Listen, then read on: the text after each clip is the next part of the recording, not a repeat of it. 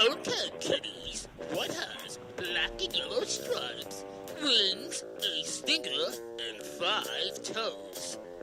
It's Bumblefoot!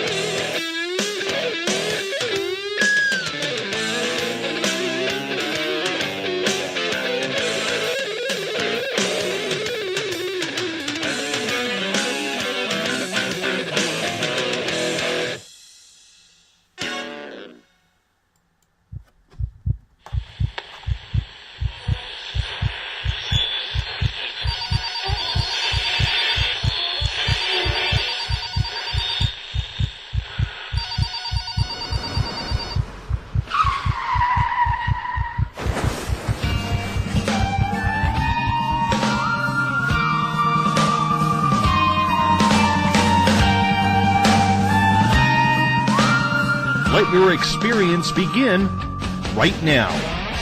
From high atop the mountains of British Columbia to you listening around the world, this is Spaced Out Radio.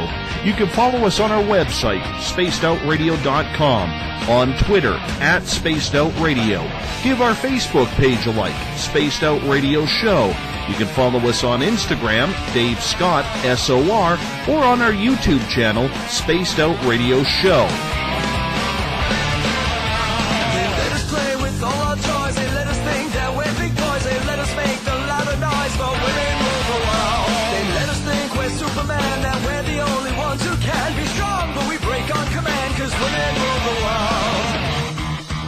Buckle up, space travelers. It's time to go for a ride as we are live on Spaced Out Radio.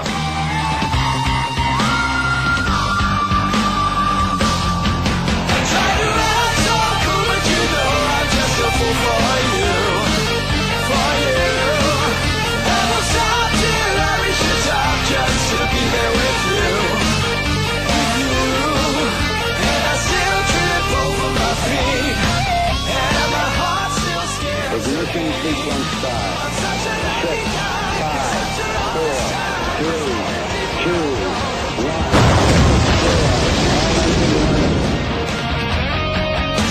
The deeper I go, the deeper I fall.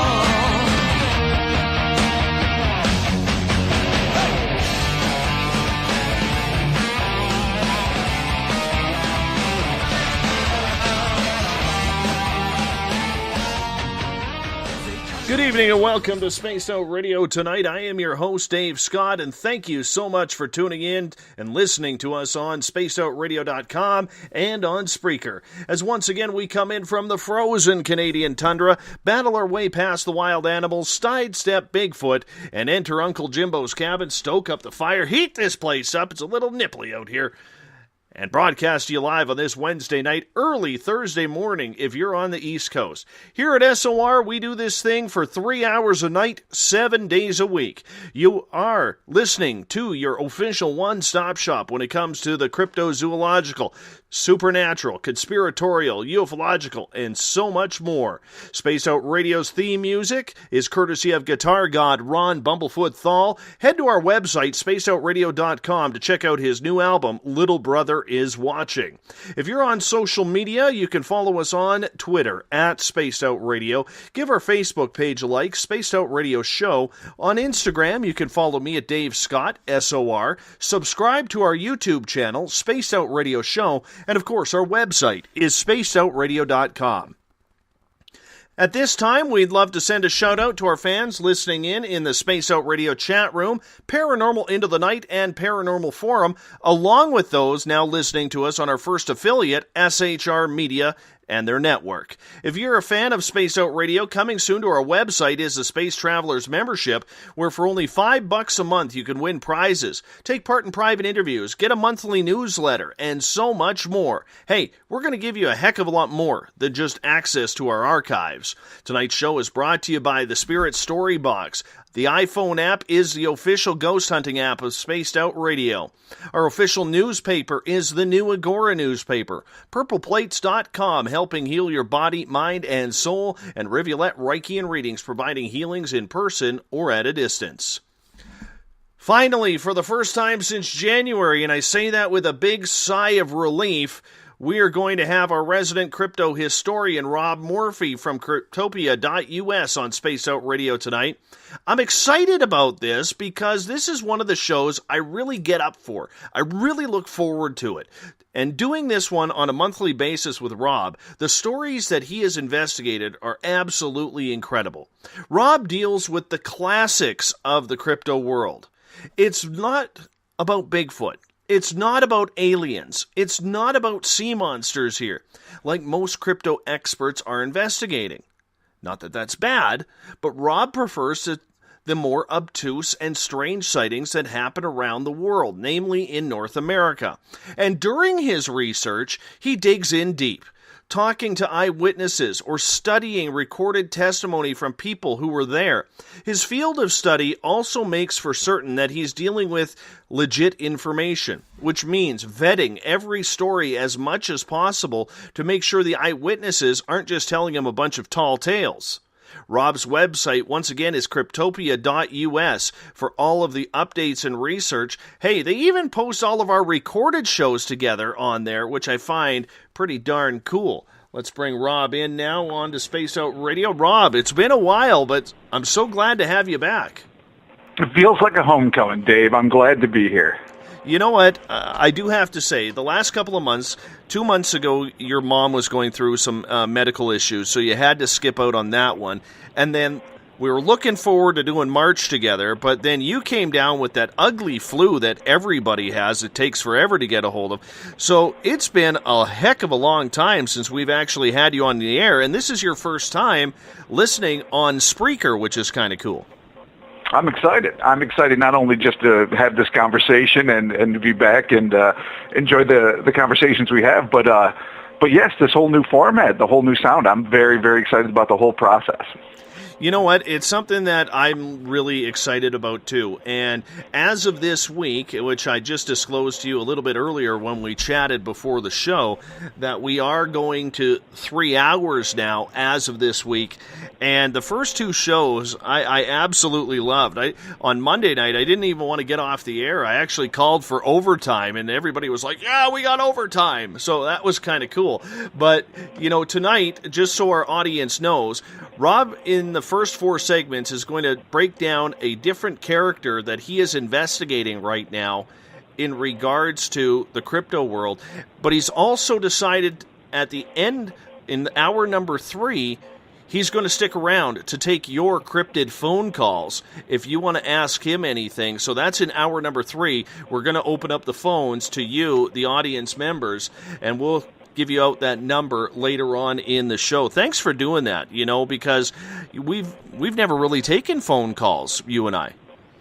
No, and I love it. I absolutely love the kind of exchange we can have with people out there that are interested in this or that have had, interesting sightings. I mean, to me, it's this kind of intercourse that allows for so much new information to come to light and new mysteries and new avenues to pursue. So I'm very stoked about this, Dave.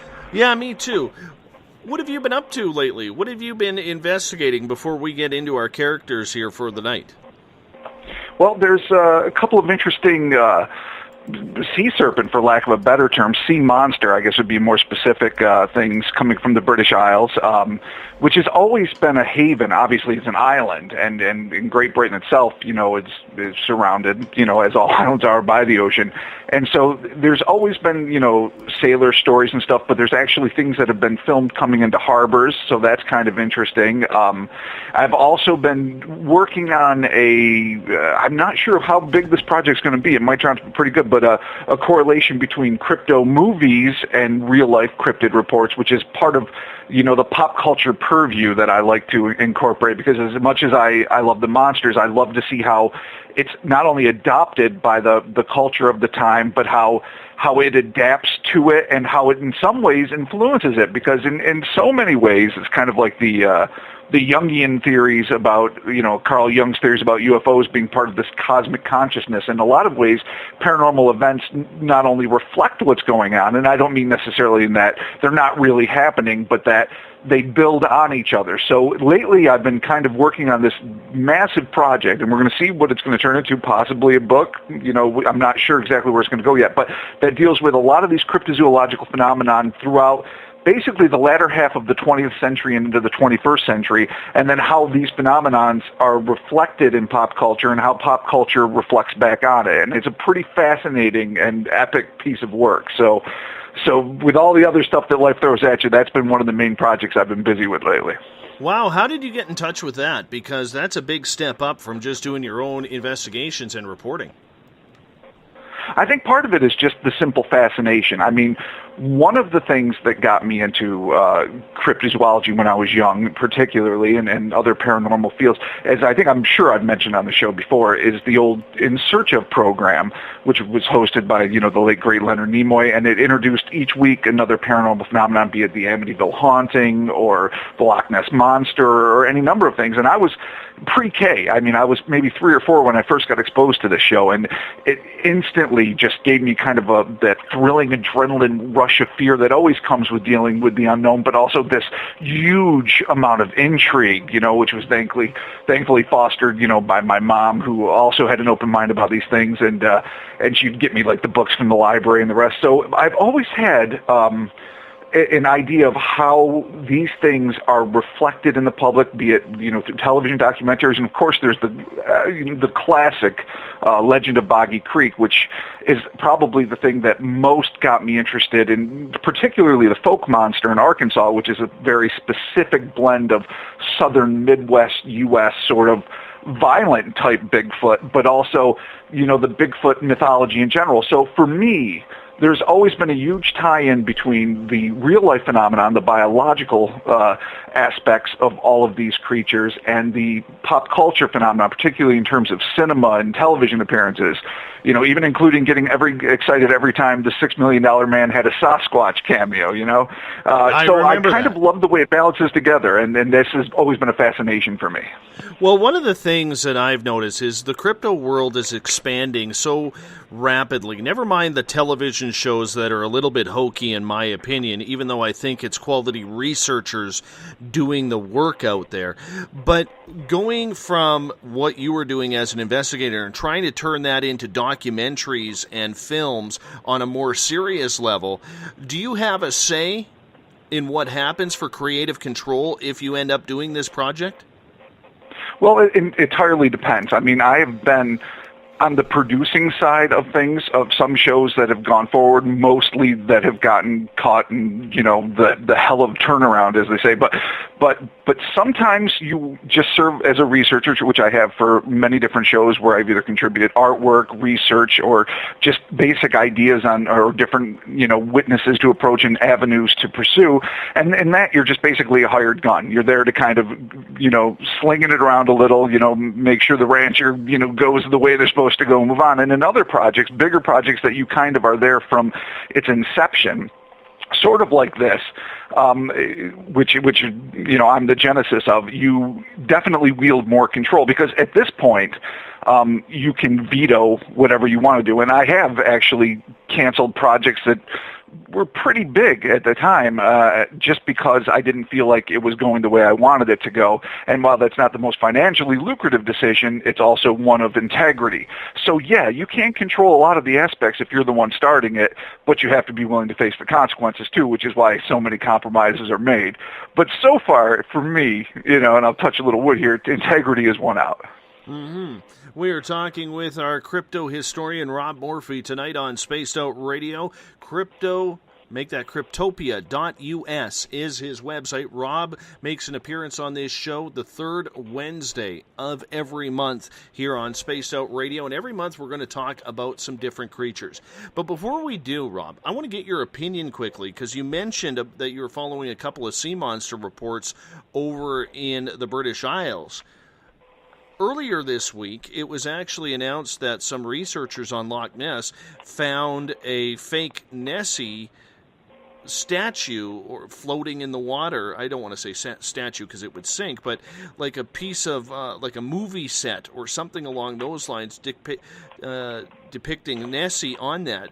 Do you think that brings us any closer to solving that whether or not the Loch Ness Monster is real? Oh, no, I don't think that at all. Now, while I'm ashamed to admit I actually haven't heard that story yet, what I'm sure it is there was a Sherlock Holmes adaptation, I think from the 1960s, and this kind of ties in, it's funny, it ties in exactly with the project we're talking about, where Christopher Lee played a semi-villain and all that, and they actually had a Loch Ness and submarine thing that they were basically doing some spy stuff in a submarine disguised as the Loch Ness Monster, and this actually sunk in the loch. So while I'm going to have to actually Google this right while we're talking here, I don't know if that's what they found, but it's very likely if they found a Loch Ness statue, it's from this film. The Private Life of Sherlock Holmes, 1970. Thank you, IMBD. So this actual special effect, this large life size, for lack of a better term, no one knows specifically how large any of the creatures that live in the loch are, actually sank while they were in the middle of shooting this film. So, and it's a nifty little movie. So if they found a statue, I would be willing to wager that was it. We are talking with Rob Morphy tonight on Spaced Out Radio. He's going to be with us for 3 hours, taking your phone calls on any cryptid question that you may have in hour number 3. Rob, the one thing that really upsets me with you, and I mean this with all due respect, is the fact that you know more about all these events that happen in my home province of British Columbia than I do. And I try and get out there to find these stories, but I can't. And one of the things that I want to start with tonight is a story that happened on Vancouver Island in British Columbia at the Cowichan Lake District Hospital literally about an hour's drive from where my daughter was born and where I used to live when I started my radio career. And this was about a nurse on New Year's Eve seeing a UFO. What did Doreen Kendall see? Now, what Doreen Kendall saw, and this is in the wee hours of New Year's Eve 1969, is one of the most incredible, in many ways, just unique eyewitness accounts ever, because she didn't just see a vehicle, which is startling and amazing enough. She actually saw the pilots of the vehicle in mid-navigation, for lack of a better term. She happened to be looking out a window while she was taking care of one of her patients, and she was there with a registered nurse and her supervisor named Frida Wilson. And when she was pulling back the drapes, just to let in a little air, try to cool the patients down a little, it gets pretty hot in a hospital, she saw this dazzling light. That would be enough to amaze anybody, but it was hovering just outside of the window over the children's wing of the hospital. So it wasn't even extended past the hospital. It was actually hovering over the building itself. And as she looked and her eyes adjusted, she saw what was she estimated, based on how wide the windows were in the ward she was in, to be about a 50-foot in diameter vehicle that was maybe about the same distance away from the window at this point. And what was most interesting is that inside this dome-like bubble, it had a red underside, it was glowing, it's a circular shape, but with a Saturn-like ring, she described, of dazzling lights that sort of looked like a hovering necklace. So that could maybe give your listeners a more vivid picture, with a glass-type dome on top, or whatever the material may have been. And two approximately 6 foot tall, she said, very tall, masculine humanoid figures, which is counter to what a lot of the eyewitnesses would describe, but these are pretty unique. They were wearing these light gray sort of unitards, just single outfits, but they had a darker material over their face that seemed to cover their entire face. One has to presume that it was made of some sort of material that maybe we're not familiar with, that they didn't inhibit their vision or maybe somehow enhanced it, but they had a dark material over their face, and they were working at instrument boards that were very bright and chrome-like and seemed fairly advanced to her, with a lot of circular dials, she said, and strange levers, and they seemed to be having engine trouble.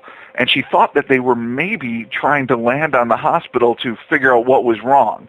Obviously, she could have no idea what the problem was, but they seemed to be kind of harried and concerned, and the machine itself, the vehicle itself, was sort of wobbling. So this woman was just opening up the window, let the patients get a little fresh air. All of a sudden, just 50 or so feet away from her, sees this tremendous, glowing, hovering, slowly rotating object with two pilots, and it really has to constitute one of the most astonishing eyewitness reports I've ever come across.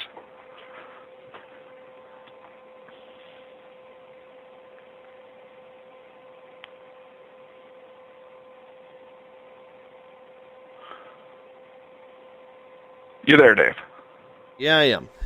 What amazes me about this report is one of Canada's bigger military bases and Air Force bases was just up the island, about a 2.5 hour drive. And I'm wondering, was at any point they're thinking that this was a military test aircraft?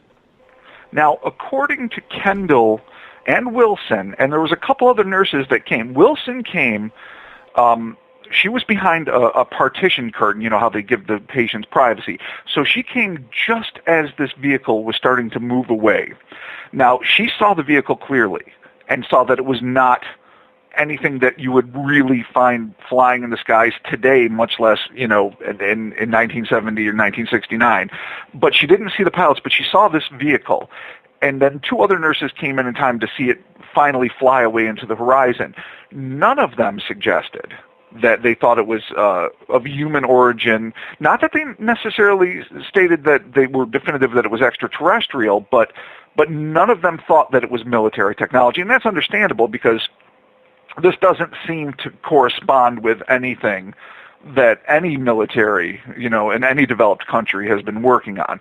Saucer-shaped with a hovering ring that goes around, and not even more circular than saucer, actually, with, a glowing bottom and a dome top. This is something, classically sci-fi and classically in the lore of ufology as saucer-shaped or, spheroid. But that doesn't really jibe with any technology that we know of anyway, and especially not technology that, at this point is going on 50 years old.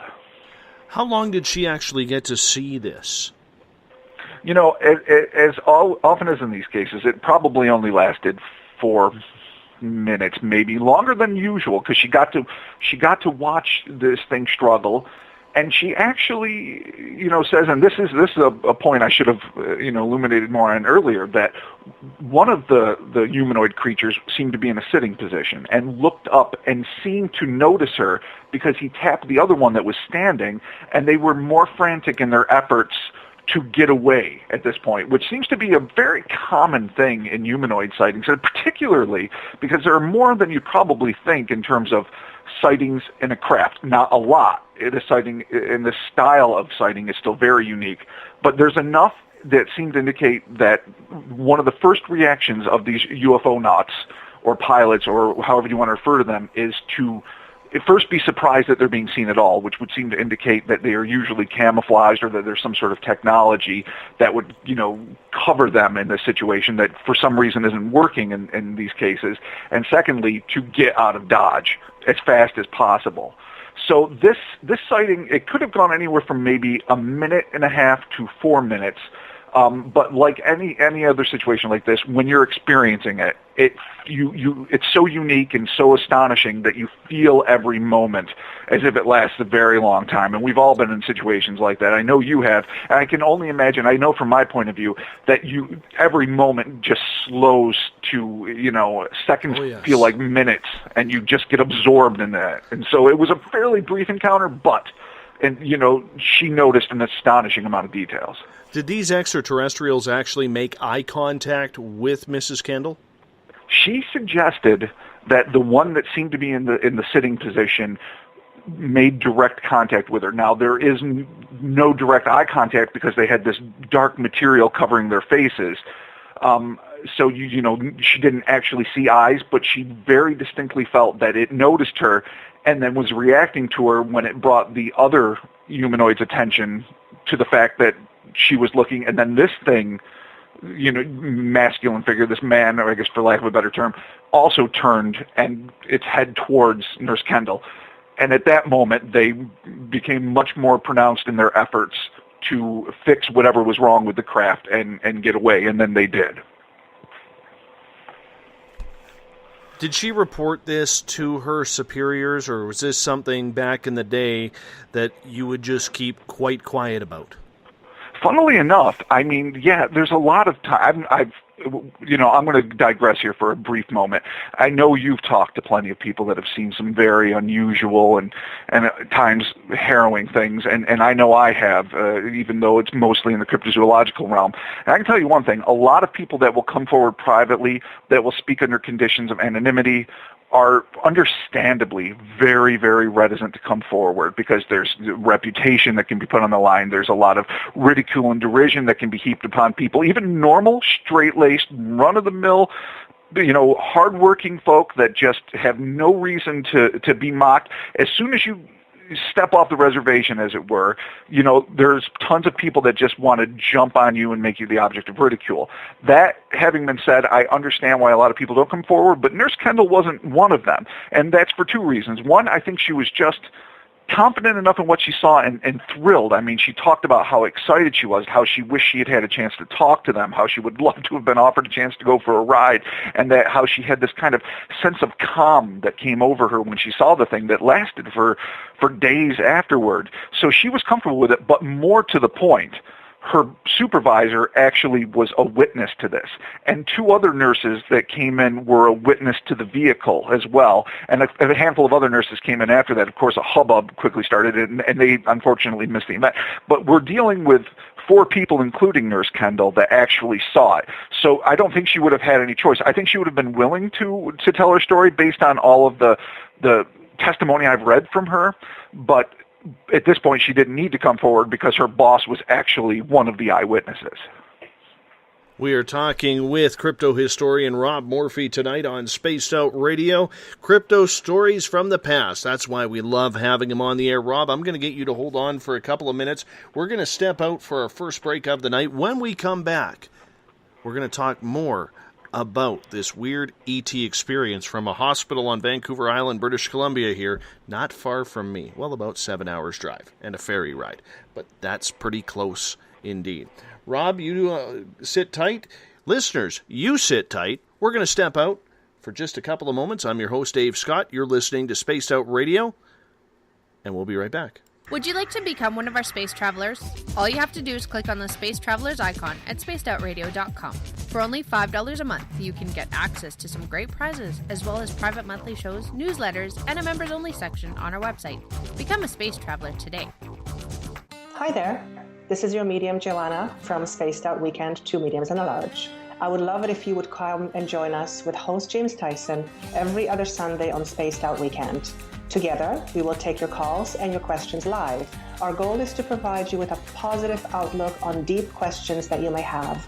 Questions regarding love, relationships, money, or whatever else is on your mind.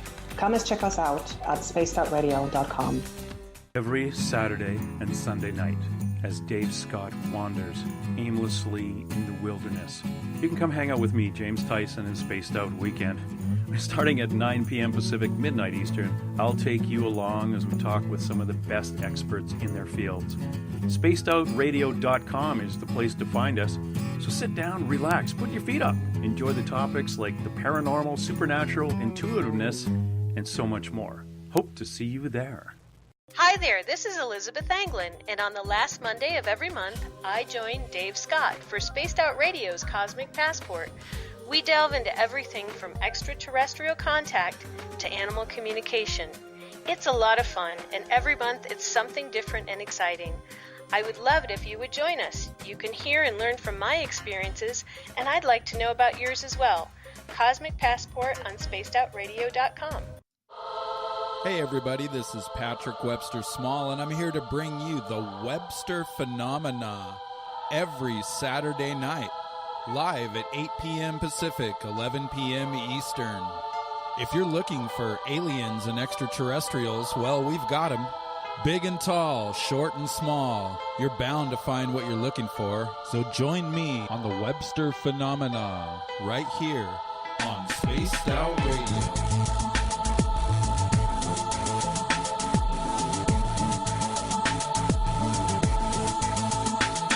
Visit purpleplates.com today. For over 40 years, the Purple Energy Plates have been delivering amazing results for their many customers.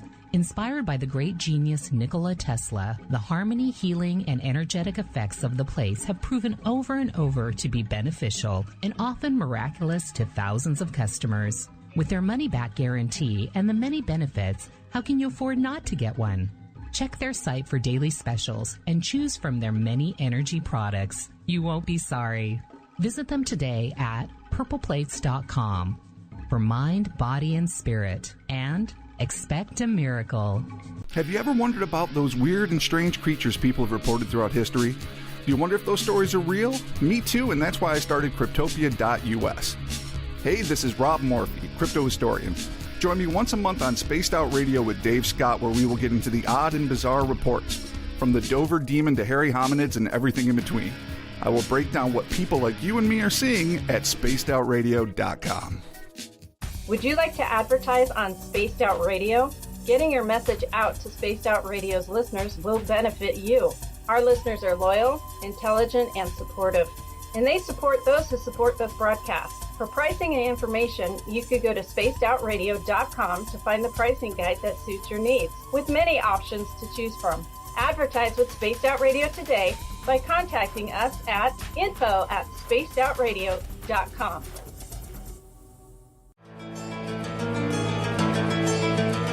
Want to connect with us online? Find us on Facebook, Spaced Out Radio Show, on Twitter @Spaced Out Radio, on Instagram, Dave Scott SOR, on YouTube, Spaced Out Radio Show, and our website is spacedoutradio.com. All right, space travelers, here comes the second half hour of Spaced Out Radio. Welcome back to Spaced Out Radio tonight. I am your host, Dave Scott.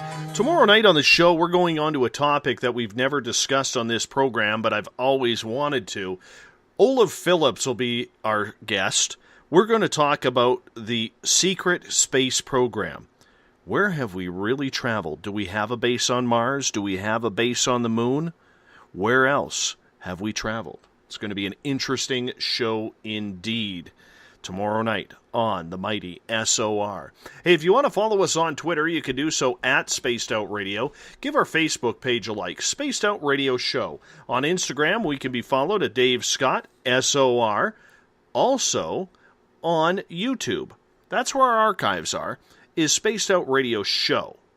And our website is spacedoutradio.com. Tonight we are talking with our resident crypto historian, Rob Morphy, his website, cryptopia.us.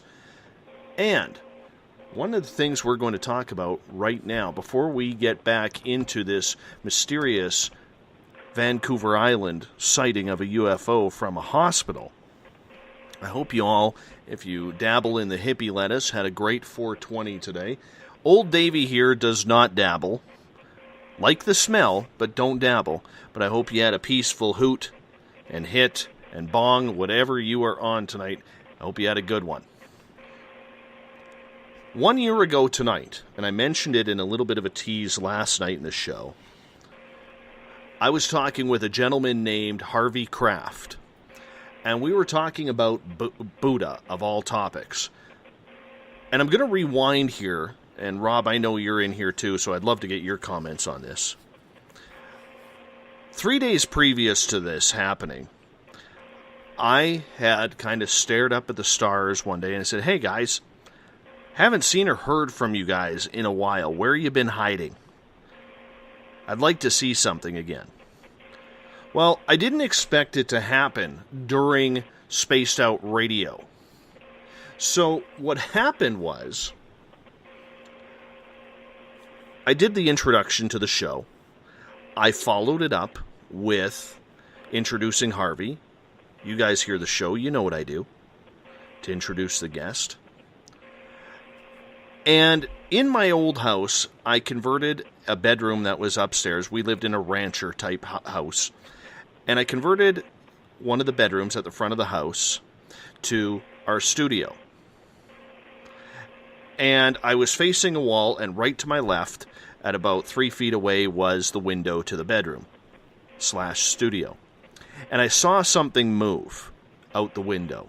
Now, my first inclination was, we have company coming over. Why would company be coming over this late? Oh, crap, my dogs are going to start barking. And I got one of these little Chihuahua Dachshund crosses that, you know, if there's a crosswind, that's worth at least 22 minutes of barking. And I'm thinking, great, now the dogs are going to start barking, and this isn't cool. So I quickly introduce Harvey. I end up putting my microphone on mute, and I turn and look out the window. And on the other side of the window, because I didn't have my outdoor lights on, for some reason I didn't have them on that night. And I look out the window, and about 6-8 feet away from me is this bulbous, giant head of a gray alien staring back at me. And like Rob said, when you make contact that close, you are stunned. And you are absorbing, and your memory is absorbing everything. And as I'm telling you this, I have my eyes closed. And I can remember seeing how big the giant black eyes were, how bulbous and round the top of his head was. But what really interested me was, when we picture of gray, we picture a very smooth type face with the black eyes, the slit for the mouth. This guy's head rounded, And right below the eyes, there were these cheekbones that were sticking out. And then there was the slit for the mouth and the very, very tiny chin. I jumped back in my chair because it startled me pretty heavily. And I lost eye contact with him. And it was only a split second. And I turned to look to see if he was still there. And he was gone. And I quickly looked out the window. And I would have seen him running away. But I saw nothing. In the meantime, I think it's funny now looking back on it because Harvey had no clue what was going on. But for those who actually were at the show, and there were a couple of them, if you're in the Spaced Out Radio chat room or you are in Paranormal Into the Night, you know AK Cog, Alaska Cog, he was there. And he heard me come back on the air absolutely rattled. Absolutely rattled. I wanted to share that story, Rob, because it's a 1-year anniversary today of that happening, and it's probably the weirdest close encounter I have ever had.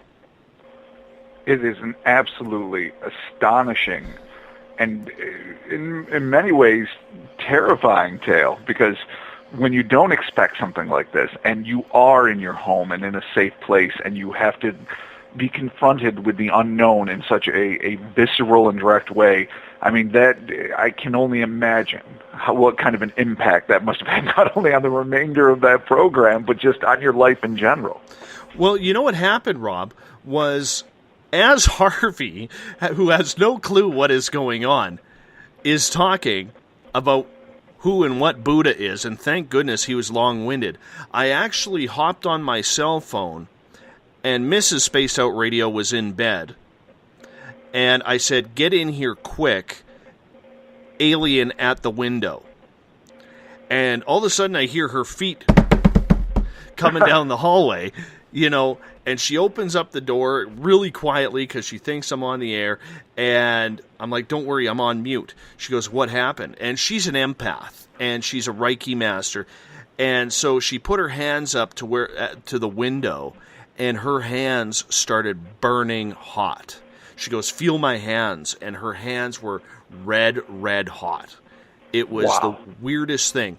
And it's funny because right after that, she went and got the sage. She went and got the Palo Santo wood. And since then, I have had Palo Santo wood around me in the studio at every time, just to make sure that anything weird or odd gets warded off while we're doing the show. But I am putting it out to the universe tonight, Rob, because you're on the air, and because my audience, which has grown leaps and bounds since then, loves the weird stuff. I am putting it out to the universe again. I have a window to my left in my new studio, facing outside into my carport. And if this extraterrestrial being wants to show itself again, I would be more than happy for it to come again. There, I've put it out to the universe. Let's see if this works. And I would love to be here to chronicle it firsthand, secondhand, as it were, but firsthand from you, because that would be a fascinating experience for any investigator, second only to the experiencer. You know, I have to ask one thing, though, if I may. Please. In terms of your wife feeling heat, being someone who's obviously attuned to these kind of things, what did that imply to her, this tremendous amount of heat? She didn't know, to be honest with you. She did not know, because she was, it didn't feel positive to her, if that makes any sense.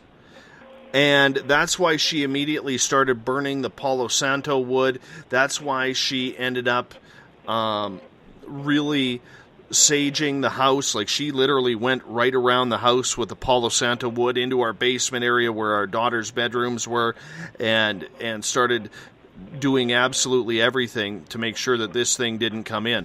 Now, here's the interesting part. Our ET expert, R. Keith Andrews, was, him and I were just getting to know each other at that point.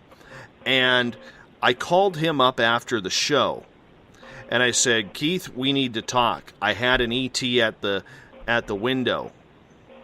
And he starts laughing. He goes, Dave, you have 3 extraterrestrial species who tune into your show every night. I could tell you one is positive, one can't make up its mind, and one, well, you just don't want to meet them for dinner because you're the main course. And I said, wonderful. And I said, well, tell me about this guy. And he said he comes from that middle group where, you know, it's not good, but it's not bad. And he's a researcher. And he started explaining how there are groups out there of these greys where they follow people who are building on information about the extraterrestrial existence. And he said, add to the fact that I had called them in 3 days previous, of course they were going to show up. But apparently, this guy, according to R. Keith Andrews, was just as shocked to see me as I was to see him. He was just there to observe. He wasn't expecting me to turn around and actually see him on the other side of the window.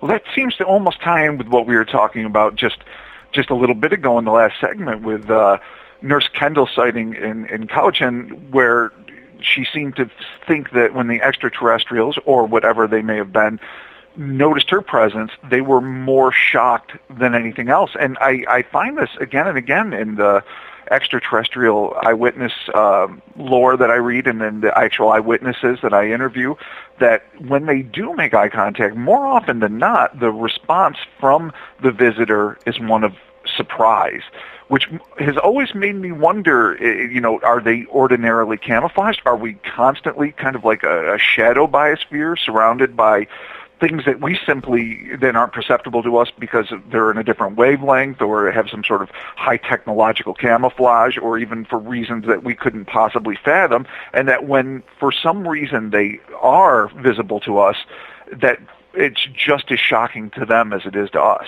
Mm-hmm. Well, I can tell you this. I haven't seen an extraterrestrial since that happened. I've invited them over. You've heard me tonight. I would love to see this guy once again pop by, stand at the window. Not tomorrow night when you're not here, not on Friday night, even though we're talking secret space program and UFOs Thursday and Friday, but I want it tonight. It's a good night. It's the 1-year anniversary. You know, come on in. Take part in the show. You know, tell us. Absolutely. Is your name Bob? I don't know. You know what I'm saying? You know, maybe we have something in common between you and him, Rob. You never know. You never know. I mean, of course, if you have dream conversations to actually speak with an intelligent extraterrestrial species, again, I don't necessarily subscribe 100% to the extraterrestrial hypothesis. I think that who knows? It could be interdimensional. We could be talking about time. We could be talking about sciences and realms that we don't even have words for yet. Though I definitely leave my mind open to the extraterrestrial possibility, but for the lack of a better term, because we have a common consensus in a way that that these visitors are extraterrestrials.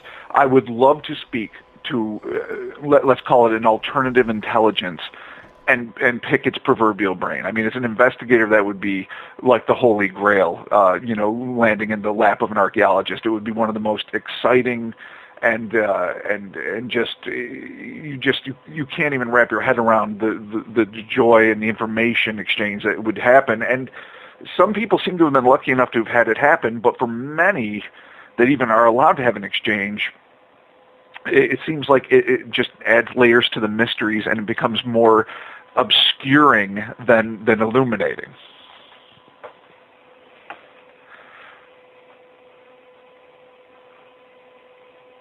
In the end, I wanted to share this story, Rob, because A, it's the 1-year anniversary, and B, it's the last real weird thing to happen to me in a long, long time.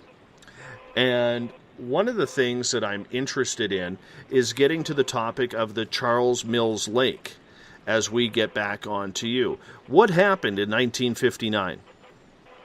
Now, this is fascinating. This is a crazy cryptid. I mean, there's only been a handful of sightings of this thing, and the first first one, as you just said, was on March 28th, 1959, and three friends by the name of Denny Patterson, Wayne Armstrong, and Michael Lane were in this small area kind of nestled between Cleveland and Columbus, Ohio.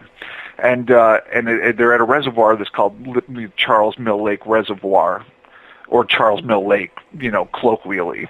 And this was a man-made, body of water that was built in 1935 when they dammed the Black Fork and Mohican rivers. And so this isn't like something that, even though, as we've talked before, the Ohio River area and the whole area is just rife with cryptids, this isn't something that had been there since primordial times or anything, or even since the last ice age.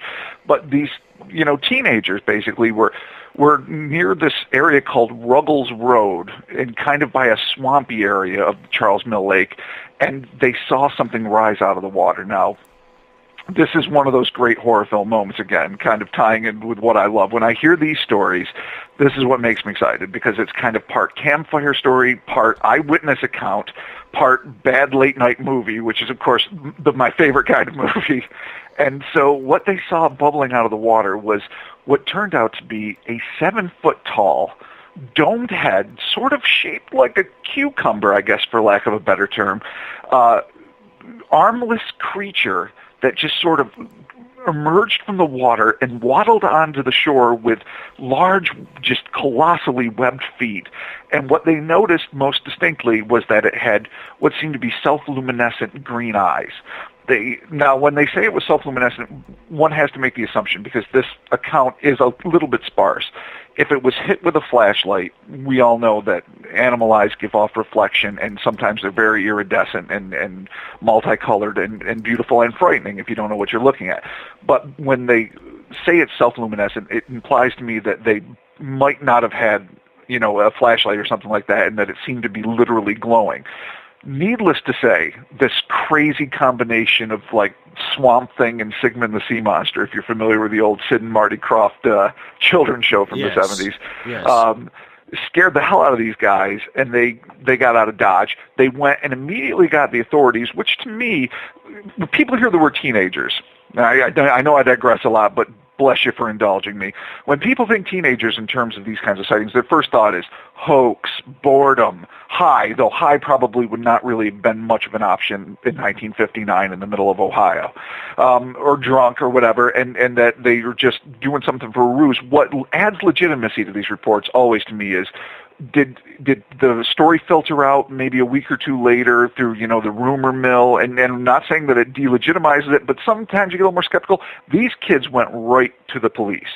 They were that afraid. And to me, that always adds an element of legitimacy to it, because when you're a teenager, your first, interaction of the day or last or any is not usually with the police. That's not what you want. It's not what you're looking for. Even if you're not a bad kid, you don't necessarily want that to happen. So when you're going to authorities for, support and for safety, usually it's because you're afraid of something. They bring the cops back, and the cops did find and measure large tracks that they put in the report resembled the footgear worn by skin divers, though larger than what they were accustomed, what they would have expected to see for a human being. That's the whole of the first sighting. Now, since then, there have been people have found tracks. There haven't been a lot of sightings, except in 1963, when again something was seen to come out of the water, and it seemed to have self-luminescent green eyes. Now, that's the only other eyewitness sighting. And like I said, there's been scads of footprint, and maybe some of the footprints are, hoaxers having some fun. That's par for course when it comes to the stuff. But these two sightings to me are absolutely unique and fascinating, and the fact that these young men, Armstrong, Patterson, and Lane, went right to the authorities, to me ends at least tacitly an air of credibility to the whole affair. I'm always amazed at how much of these stories happen in Ohio. That is one screwed up state. Between Bigfoot, between the extraterrestrials, between Loveland and the Frogman, between this. Now, you keep blowing me away with Ohio stories. Oh, and it just barely scrapes the surface. I mean, there are many more stories of what you consider standard cryptids to octomen to just the craziest things. A lot of them, having to do with the rivers and lakes of the region, but also the forested areas. I would dare say, at least in the continental United States, Alaska might have a bit of a strong lock on wholesale, weird just because of the vast expanse and remoteness of it. But in terms of the continental United States, Ohio has it hands down. I mean, the Pacific Northwest has their Sasquatch, and that's solid and fascinating. But in terms of just diversity and just terrifying encounters, really, Ohio has it on lockdown. Was there only a single sighting of this, or were there many sightings afterwards that followed up? 1963 was a second sighting. So you got 4 years later, another reported sighting, also taken to the police, also of, this time I think it was just a head emerging from the water. Again, strange, domed, like kind of a shaved Sasquatch, I guess, for lack of a better term, with glowing green eyes. There have been many times where people have reported seeing, and I don't know if there's ever been casts taken, but of weird flippered or like skin diver tracks on the beach and on the mud and near the swamp. But those are the only two eyewitness sightings, 59 and 63, which might mean that it was a migratory thing, though there's no way a 7-foot tall, armless, web-foot, glowing-eyed creature could actually migrate from body of water to body of water without being seen, or that maybe it didn't have much of a lifespan. I mean, there's no way of really knowing what it was, but presupposing that this is a genuine sighting, it definitely ranks as one of the most unique. And, you can't rule out extraterrestrial, too. I mean, for those one-shot sightings, sort of like the Dover Demon or the Enfield Horror or this, the possibility of, and that's something that needs to be correlated too, were there UFO sightings in the area? Did other people see other anomalous things? Is it part of a larger flap that just might, on the surface not seem to have anything to do with each other, but in the greater tapestry of all these events are interwoven? And that's something that needs to be further researched by myself and others. But as it stands, as a standalone, double shot of weirdness, the Charles Mill Lake Monster definitely ranks pretty high. Was it a violent creature that these boys saw, or was it just a sighting that was in passing? Well, there's no way of knowing. Wild creatures, and, we can't tell if this was an intelligent animal or just a beast of some sort. You can't ever take your chances. You know that. I mean, even you wouldn't call a bear evil, but bears are dangerous. So it didn't attack them. It came out of the water, and it was terrifying enough in appearance and bizarre enough in appearance that they got out of there post-haste and immediately went to the police and immediately brought the police back. But whether or not, there's no indication that it attacked them or that it was even making aggressive sounds, that it charged them. I think more likely than not, it made its presence known, and it was just so bizarre and so, unexpected that they just were terrified by its appearance. We are talking with our resident crypto historian, Rob Morphy, tonight. His website, cryptopia.us. Rob joins us on the third Wednesday of every month. Now, did you get a chance to talk to these eyewitnesses? Are they still alive? I have not been able to track them down, and I have definitely tried. I would love to. I would love to because, again, that's where you can just kind of use your instincts.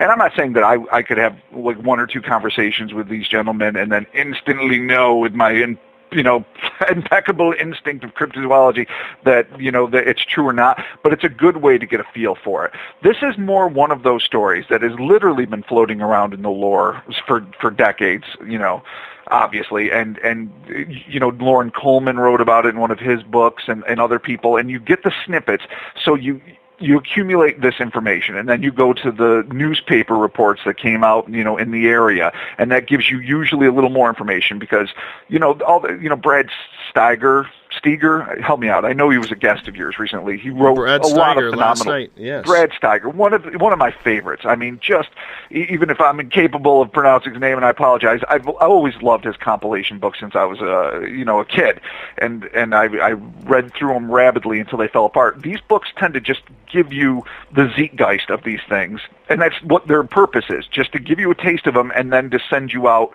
researching more. And that was one of the places I got information about this as a kid. So you accumulate, the secondhand accounts, then you go to the newspaper accounts, and then if you're lucky, you track down the officers involved and the eyewitnesses. Unfortunately, I haven't been able to do either. So right now it's kind of in that nexus of, rural myth and eyewitness report, but it's just so unique and so wonderful that it resonates with me because, again, as you mentioned in the introduction, it is these offshoot cases, these bizarre and without much of a legacy, just kind of they exist, and take them or leave them for what they are. That always fascinated me because you have to wonder if this is real, where does it come from? What was it doing there? What genetic aberration could create such an anomalous entity? And then all of these questions just add fuel to the investigative fire for me. We are talking with crypto historian Rob Morphy tonight on Spaced Out Radio. We're going to hop out for our break at the top of the hour. When we come back, a little bit more of the Charles Mill Lake Monster, and we're going to get into so much more. In hour number 3, Rob's going to stick around and take your phone calls on any cryptid topic you would like to ask him. You're listening to Space Out Radio. I am your host, Dave Scott. We'll be right back.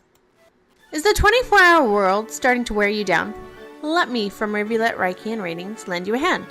Hi, this is Jolene, and if you're in need of Reiki or a realm reading, come to my website, rivuletrr.wix.com/rivuletrr, and let us help you out. At Rivulet, I specialize in healing your body, mind, and soul, no matter where you are. And be sure to check out the Rivulet R&R Facebook page for your best deals. Remember, it's time for you to make some time for you.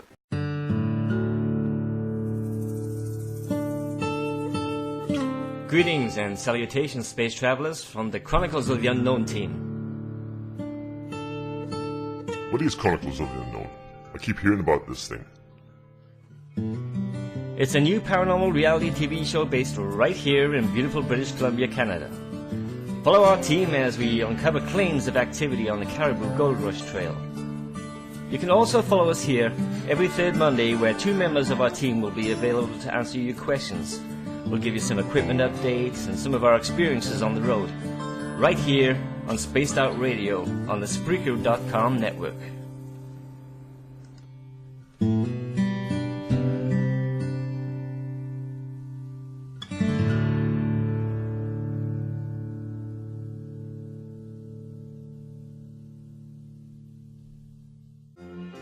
Do you believe you've been in contact with extraterrestrials? Have you seen the Greys, the Mantis, or the Reptilians? I am Samantha Mullet, and on the second Tuesday of each month, you can listen and learn from my experiences with off-worlders on Spaced Out Radio's The ET Experience. With host Dave Scott, we'll sit down and chat about what's going on with our friends from other worlds. We'll also try to answer your questions, so please tune in on the second Tuesday of the month, only on Spaced Out Radio. Did you know that Spaced Out Radio runs 7 days a week? Hi, it's James Tyson from Spaced Out Weekend. Every Saturday and Sunday night, starting at 9 p.m. Pacific, midnight Eastern, you can join me and my guests for some great chatter about what's going on out in the universe, or even in that dark part of the basement you really don't want to go back into. Well, let's find the answers to your experiences together. So come on up to Uncle Jimbo's cabin on the weekend. For more information, look us up at spacedoutradio.com. You hear footsteps in the empty room above you. A rocking chair begins rocking by itself. Don't be afraid of the things that go bump in the night. Reach for Spirit Storybox, the iPhone app the Huffington Post UK called the only ghost hunting app you will ever need. Spirit Storybox. The spirits are telling their stories. Are you listening? Attention Spaced Out Radio listeners. For only $5 a month, you can join Spaced Out Radio Space Travelers. Your membership at spacedoutradio.com will give you access to private fan area on the website, get you a monthly newsletter, draws for monthly swag, and a whole lot more. Sign up today to become a part of the Spaced Out Radio experience. With an ever-expanding listenership base, Spaced Out Radio is the perfect place for you to advertise your product. Our listeners support those who sponsor this show. So whether you're an author or a company, Spaced Out Radio is the perfect place for you. Our pricing is more than competitive, and your advertisements will be seen and heard every show. Head to spacedoutradio.com and advertise with us today. Contact us at info@spacedoutradio.com today. Right here, this is where we divulge the fruit of our research. Here on the Webster Phenomena every Saturday night at 8 p.m. Pacific, 11 p.m. Eastern on Spaced Out Radio. And we give it up to you guys, all the listeners, and the live listeners usually get something special and hang out in the chat room. And we love to have you. So we'll see you every Saturday night at 8 p.m. You know where. If you're a fan of social media, you can follow Spaced Out Radio on Twitter at Spaced Out Radio. Give our Facebook page a like, Spaced Out Radio Show. You can also follow us on Instagram, Dave Scott, SOR.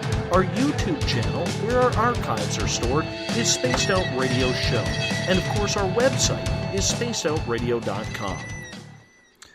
All right, welcome back to Spaced Out Radio tonight. I am your host, Dave Scott. Hour number 2 underway of our new 3-hour format. Our guest tonight is Rob Morphy, the crypto historian who makes his monthly debut. And the first time in a couple of months, which is nice to have Rob back on the air. Before we bring Rob back on, I know a few of you are having some technical difficulties. I'm not sure if it's the full moon or if there's too many hippies playing Bob Marley on the internet right now, but if you're in the Spaced Out Radio chat room on your computer listening on Spreaker, it doesn't seem to be a problem. We have had no issues with the audio on this side tonight, so I'm hoping that many of you can hop on over to the Spreaker side on your computer and listen in if you're having some technical troubles tonight. So that's the issue there. Tomorrow night on the show, Olaf Phillips will join us. We're going to talk about the secret space program that's happening. Do we have people on Mars? Do we have people on the moon? Where else are we stationed? What about Titan? So one of Saturn's moons, said to be a lot of oil there. How would they know that if they've never landed anything on Titan? I don't know. Also, if any of our resident mediums are listening in tonight, go into one of the chat rooms, whether it's Spaced Out Radio, whether it's Paranormal Into the Night, whether it's Paranormal Forum, or SHR Media, and let us know if the extraterrestrial who came by 1 year ago tonight during this show is anywhere nearby, because we want to bring him on the show just to see how he's doing 1 year later. Anyways, on that note, we are going to bring in Rob Morphy from Cryptopia.us. Rob makes his monthly appearance on the third Wednesday of every month. Thank you so much, Rob, for being with us. My pleasure. Great to be back.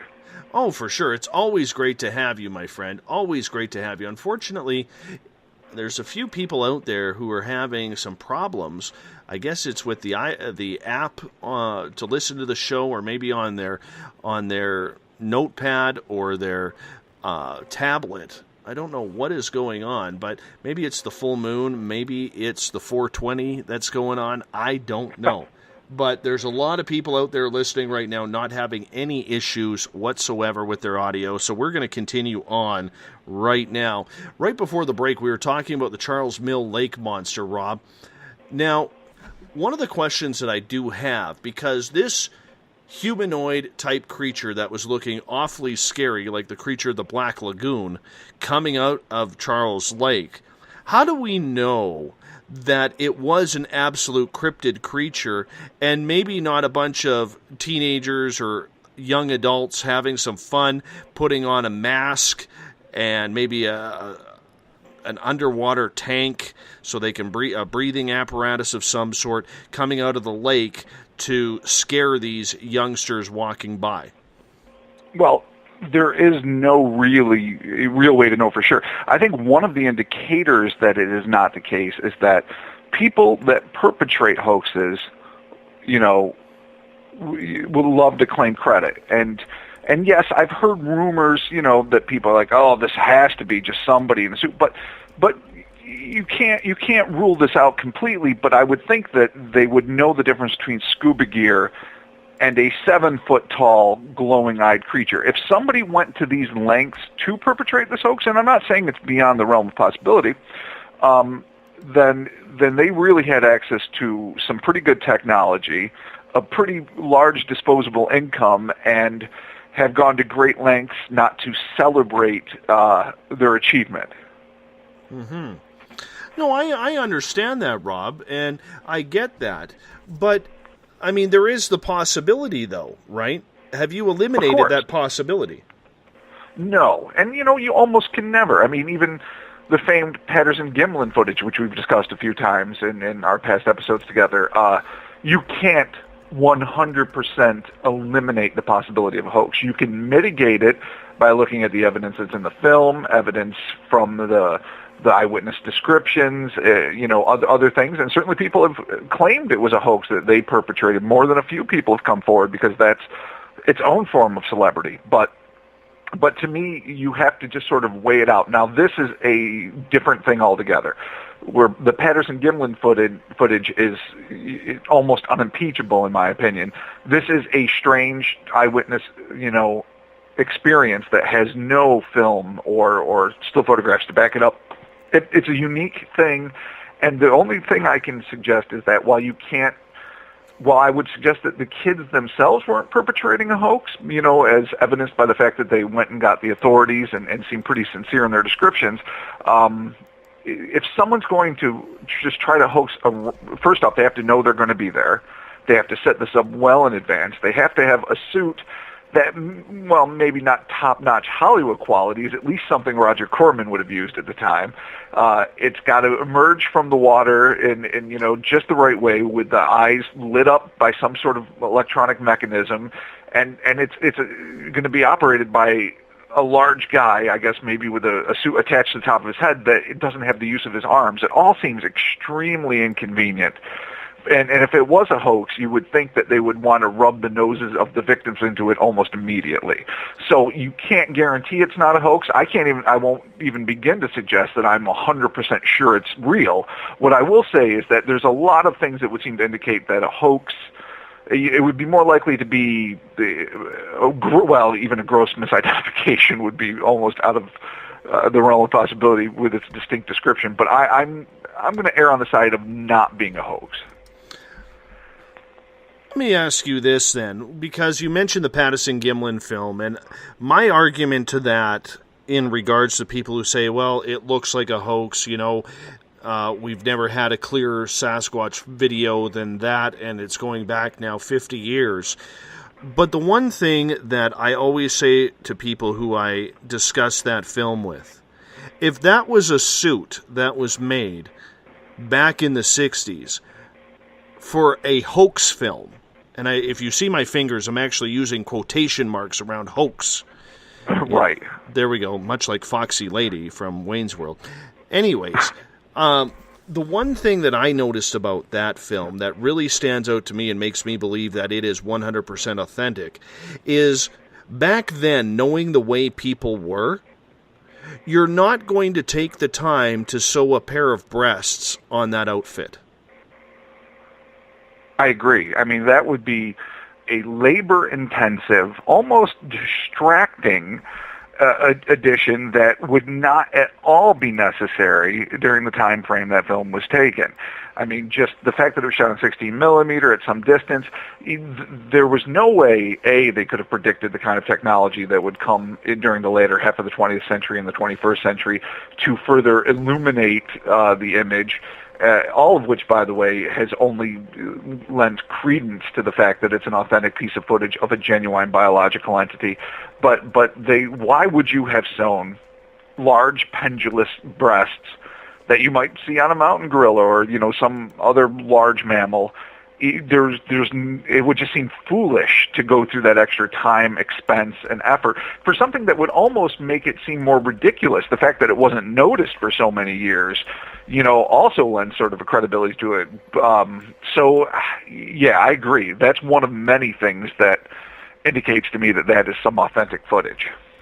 Me too. We are talking with our crypto historian, Rob Morphy, tonight on Spaced Out Radio. Cryptopia.us is his website if you want to see his investigations. Let's head to the east coast of Canada now.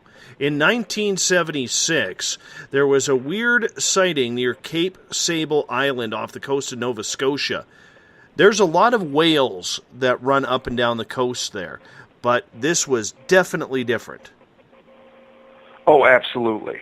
And this is another one of those great sightings. I mean, the oceans are unfathomably vast. It goes without saying. All of your listeners know this. But I don't think, when we see the millions of photographs that have been online or published in National Geographic or over and over on television of the Earth, we tend to think of it as that, blue marble, as that literally the famous first photo of Earth was called.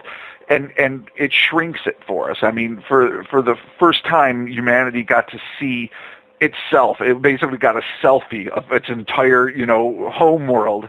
And I think ever since then, we've kind of felt sort of this psychological and cultural shrinkage. And so we forget about the depths of the ocean. I mean, yes, it is the most perhaps overused quote ever that we know more about the surface of the moon, a foreign body hovering in space, than we do about the depths of our own oceans, but it's very true. So the oceans are going to be littered, and this is, straight up mainstream academics, marine biologists.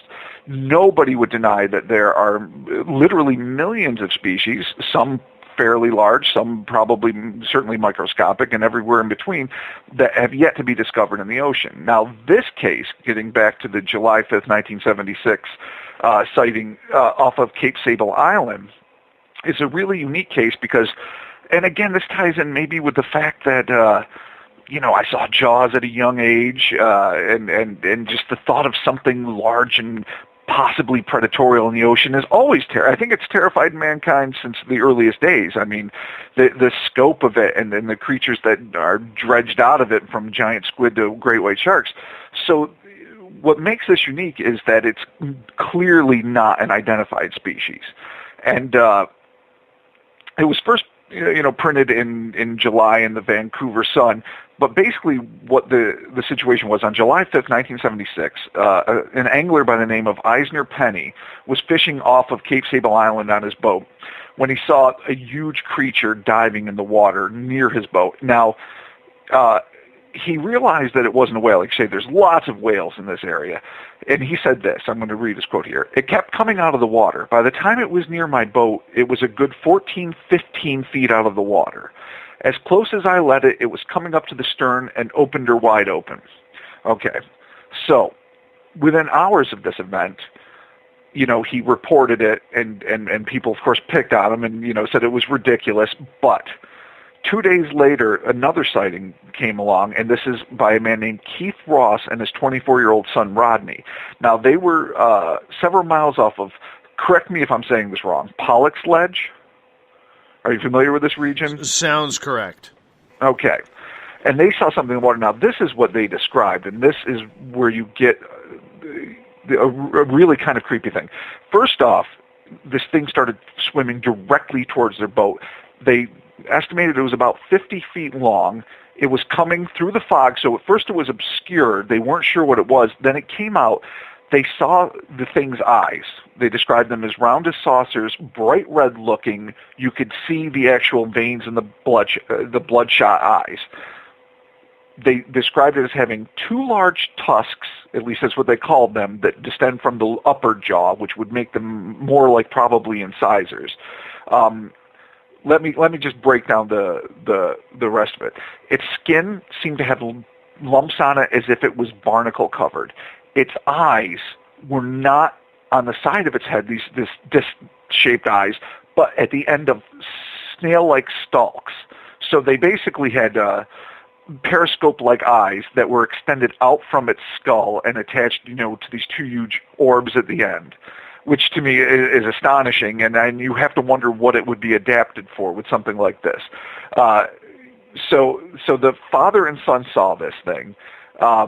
In every really discernible fashion, you would have to call it a monster. It was basically a snake-like body. It was undulating through the water. It's coming right toward their boat. It appeared to have a fish's tail, so that's another thing that's absolutely unique. You don't have serpents. You don't have sea snakes that, A, are that large that we know about, but B, more significantly, have a fish-like tail. This doesn't exist in zoology, much less one that has stalk-like eyes, much less one that has barnacle-like appendages on its flesh. So this thing is swimming towards them. Its head is basically horse-shaped, which is a very common description for both sea monsters and lake monsters. As they peeled off in the opposite direction, the thing roared, which was terrifying enough, and then descended. So that's the second account. And that's a pretty terrifying run-in that you could have, I think. See, this is why I don't go in the ocean. This scares the living daylights out of me. This just confirms that there is no need for old Davy to go to the ocean, to go take a dip or whatever. Never mind sharks or anything big that could use me as a meal because I'm not an appetizer. But Jesus, man, this thing would scare the living daylights out of me. Yeah, absolutely. And these are professional fishermen. These are people that are used to being on the water, that are not easily spooked. I'm with you. I mean, I've been on the ocean a handful of times. I navigated in the Bermuda Triangle just because I wanted to be able to say I did it. And I got to tell you, if anything remotely frightening had happened, there would be a need for a change of shorts, because I don't have sea salt running in my blood, let's put it that way, and I'm easily intimidated by the expanses, and more significantly, what lurks beneath it. But these guys are not me. These guys are professionals. These guys do this all the time. So when they see this bizarre animal that is nothing like anything they've ever seen before, with these huge eyes that are just emerged from their socket, moving around, and these teeth. Now, they called them tusks, but they could very well have been incisors. It's hard to say. But when you have those kinds of teeth, you use them for one thing. You are a predator. You're not eating plankton. You're not, pulling seaweed off the bottom. You are attacking, very likely, the very whales that, flourish in that region. And so if you're willing to eat one type of mammal, ostensibly, or other fish, then chances are you're not going to be super discerning. And if you're 50 foot long, then a human being would be very easy prey. The one thing that interests me about this is the fact that this creature could still be around. We have not even discovered 90% of what is in the ocean, and every year we're finding new creatures, big and small. So would this creature obviously be hanging out in a colder climate then if it was seen off of the Nova Scotia coast? Absolutely. And they've, I remember one of the great protests of at least the plesiosaur theory of Loch Ness back in the day, and I'll bring it back to this, was that it could not possibly survive in the cold climes of northern Scotland. What they discovered decades later, not that I necessarily subscribe to the plesiosaur theory, but what they did find later, the paleontologists and other scientists working with the remains of these creatures, was that they actually were designed to live in very cold climates, and that they did dwell in the North Atlantic. So a lot of the assumptions people make about what kind of creatures can live in cold water, from the tiniest extremophiles, as they call them, to these larger animals, are not necessarily the case. Now, there's no indication that this creature, the Cape Sable serpent, is reptilian. This could very well just be an amphibious creature, perhaps even a form of fish, but the fact that many of these creatures and sharks and other predatory creatures can live in cold water means that they pretty much have their run of the ocean. And that's everywhere from the North Atlantic to the South Pacific to the Arctic Ocean. There are indigenous creatures that are very specifically designed to thrive in these environments. And it wouldn't surprise me at all, sort of like the Cadborosaurus on the, west coast of Canada and the United States, that there are creatures that are designed to thrive in these environments, and they're very likely predators that, make meals out of sea mammals like whales and sea lions and seals and the rest of it. That just still freaks me out. Gives me shivers. I don't know why the ocean freaks me out so much, but it absolutely gives me shivers thinking about this. The fact that this creature was so close to the coastline. And, it kind of makes you wonder if it's happening today within, say, the last 60 years, or in this case, the last 40 years. Is there still sightings like this going on? Because when we think of oceanic creatures like this, we tend to think of the myths of the Kraken and sperm whales that were so big they were taking down ships, much like Moby Dick. You know where I'm going with this, Rob? Absolutely. We're talking 1800s lore here, not 1900s, or pardon me, the 20th century and going into the 21st century. Oh, there are scads of cases from the 20th century and certainly some in the 21st century. Again, you sometimes fall into that trap, as we were discussing earlier, people that are reticent to report. But what I would think is the key difference, the two key differences, and this is a theory that's probably shared by other, cryptozoologists and just one that seems to make sense to me is, A, obviously the shipping lanes were much more important once upon a time before the advent of the airplane, and so that really made it so that the world's oceans were frequented a lot more by shippers and pirates and transports and all sorts of things, because that was really the only way to get from continent to continent once upon a time. The other big change that's occurred is that in the golden age of sea serpents, most of these ships were wind-powered, and all of them, really. And so now you have these huge, bulky, oil-spewing machines that are loud as hell and occupying a lot of space and have these extremely dangerous propellers on them. All of this adds up to, when you're quietly walking through the woods, you're likely to see a deer. If you're riding a four-wheeler full bore, you are much less likely to see a deer, and that's a common creature. So to me, I think these large denizens of the deep are going to be inclined to avoid these giant oily behemoths that dwarf them probably very often and are probably dangerous, and may very well, because they probably hear things on ultrasound levels and other sound levels that we don't as human beings. It's probably in a very offensive sound, and maybe the residue from these industrial mechanisms is maybe not that favorable for them. So I think one of the reasons that we don't get as many reports now in the 21st century, or even the end of the 21st or 20th century, even though we still got plenty, is that A, there's not as many of us on the seas, and B, we're a lot noisier and a lot faster than we used to be, and it's not just a languid ride where people can just look to the, starboard side and see something unique. They're just plowing through, getting their work done. But that does not mean that there aren't still plenty of eyewitness accounts. Has there been anything like this around the world in regards to these sightings since? In terms of what? In terms of other close encounters with this same creature. Not anything that looks exactly like this. What makes the Cape Sable serpent so unique, I will say this, there have been a lot of really strange and scary, and one of these upcoming talks we have, I'm going to collect you some of the scarier and more unique sea serpent encounters out there. But what I will say in terms of the Cape Sable serpent, the stalk-like eyes are the most unique thing. The large tusk-like teeth, that's not something commonly seen. It's been seen in a few different cases, but to me, that's a clear indication it's a predator. But it's the eyes on the long stalks. Now, it's basically got a horse-like head, which is standard sea serpent kind of visage. But these stalk protruding eyes are a very unique aspect. So they say like the head was basically from the neck that was out of the water to the tip of the head was about 6 foot. You probably got to add another couple feet. So this, the top of these huge bloodshot eyes are 8 feet out of the water.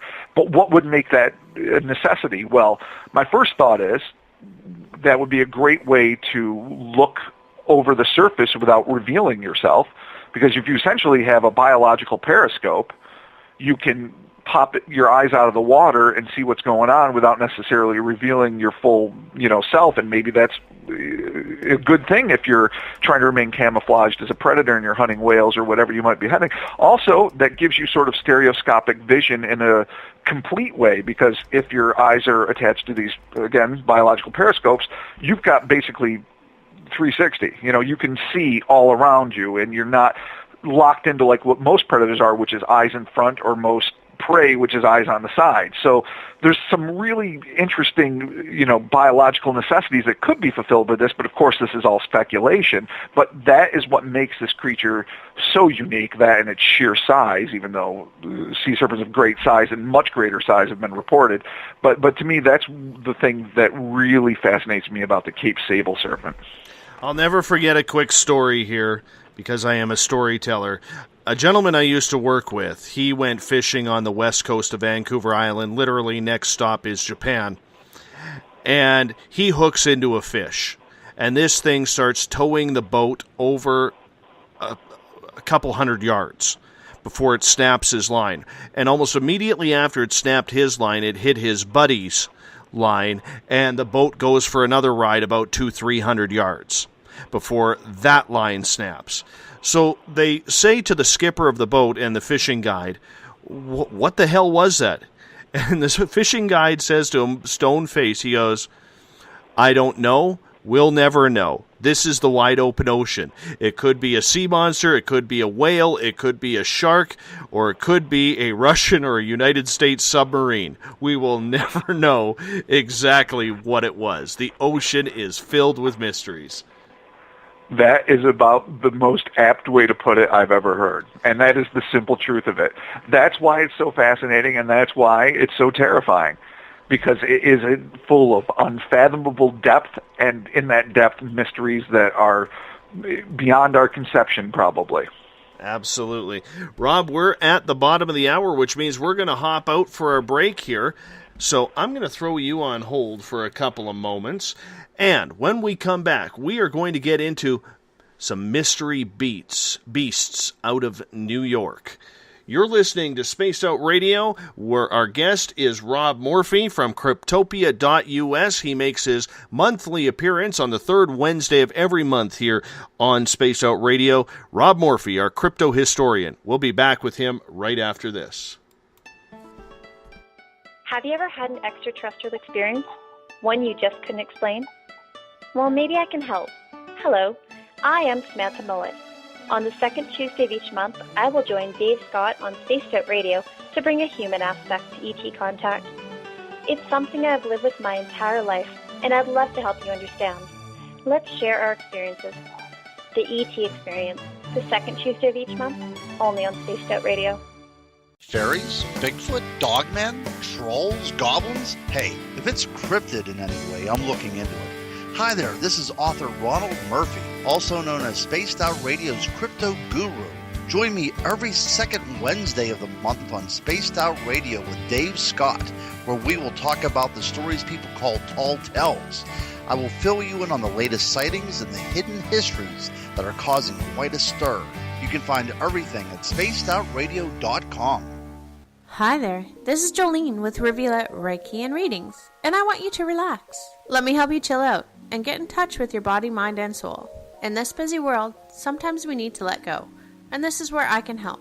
Visit my website, rivuletrr.wix.com/rivuletrr&r, or my Facebook page, Rivulet R&R, to set up an appointment for relaxation, Reiki, or readings, no matter where you are. It's time for you to make time for you.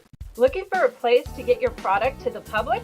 Advertise with us at Spaced Out Radio. At spacedoutradio.com, you can check out our pricing and packages that best suit your budgetary needs. Whether you're a budgeted author or a company looking to expand, our listeners support the products that support spacedoutradio.com. Advertising with us is an effective way to get your message out. Contact us at info@spacedoutradio.com and get your ads out today. Are you an ET experiencer, but you just don't know what's going on? Are you too timid or shy to discuss it with anyone? Maybe I can help. Join me, R. Keith Andrews, the first Friday of every month on Spaced Out Radio, and I will help you to find the answers you're looking for. Together, I will help you understand the off-worlders and the true meanings behind your experiences. All you have to do is join us in the Spaced Out Radio chat room. See you there. Every Saturday and Sunday night, as Dave Scott wanders aimlessly in the wilderness, you can come hang out with me, James Tyson, in Spaced Out Weekend. We're starting at 9 p.m. Pacific, midnight Eastern. I'll take you along as we talk with some of the best experts in their fields. SpacedOutRadio.com is the place to find us.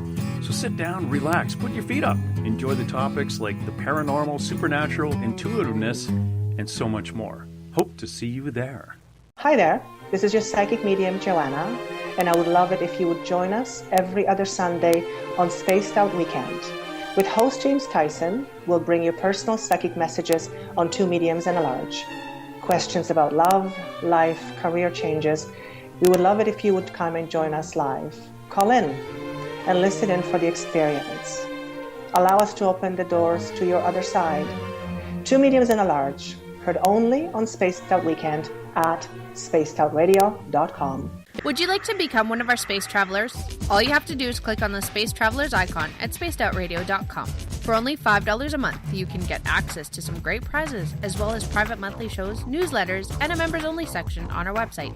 Become a space traveler today.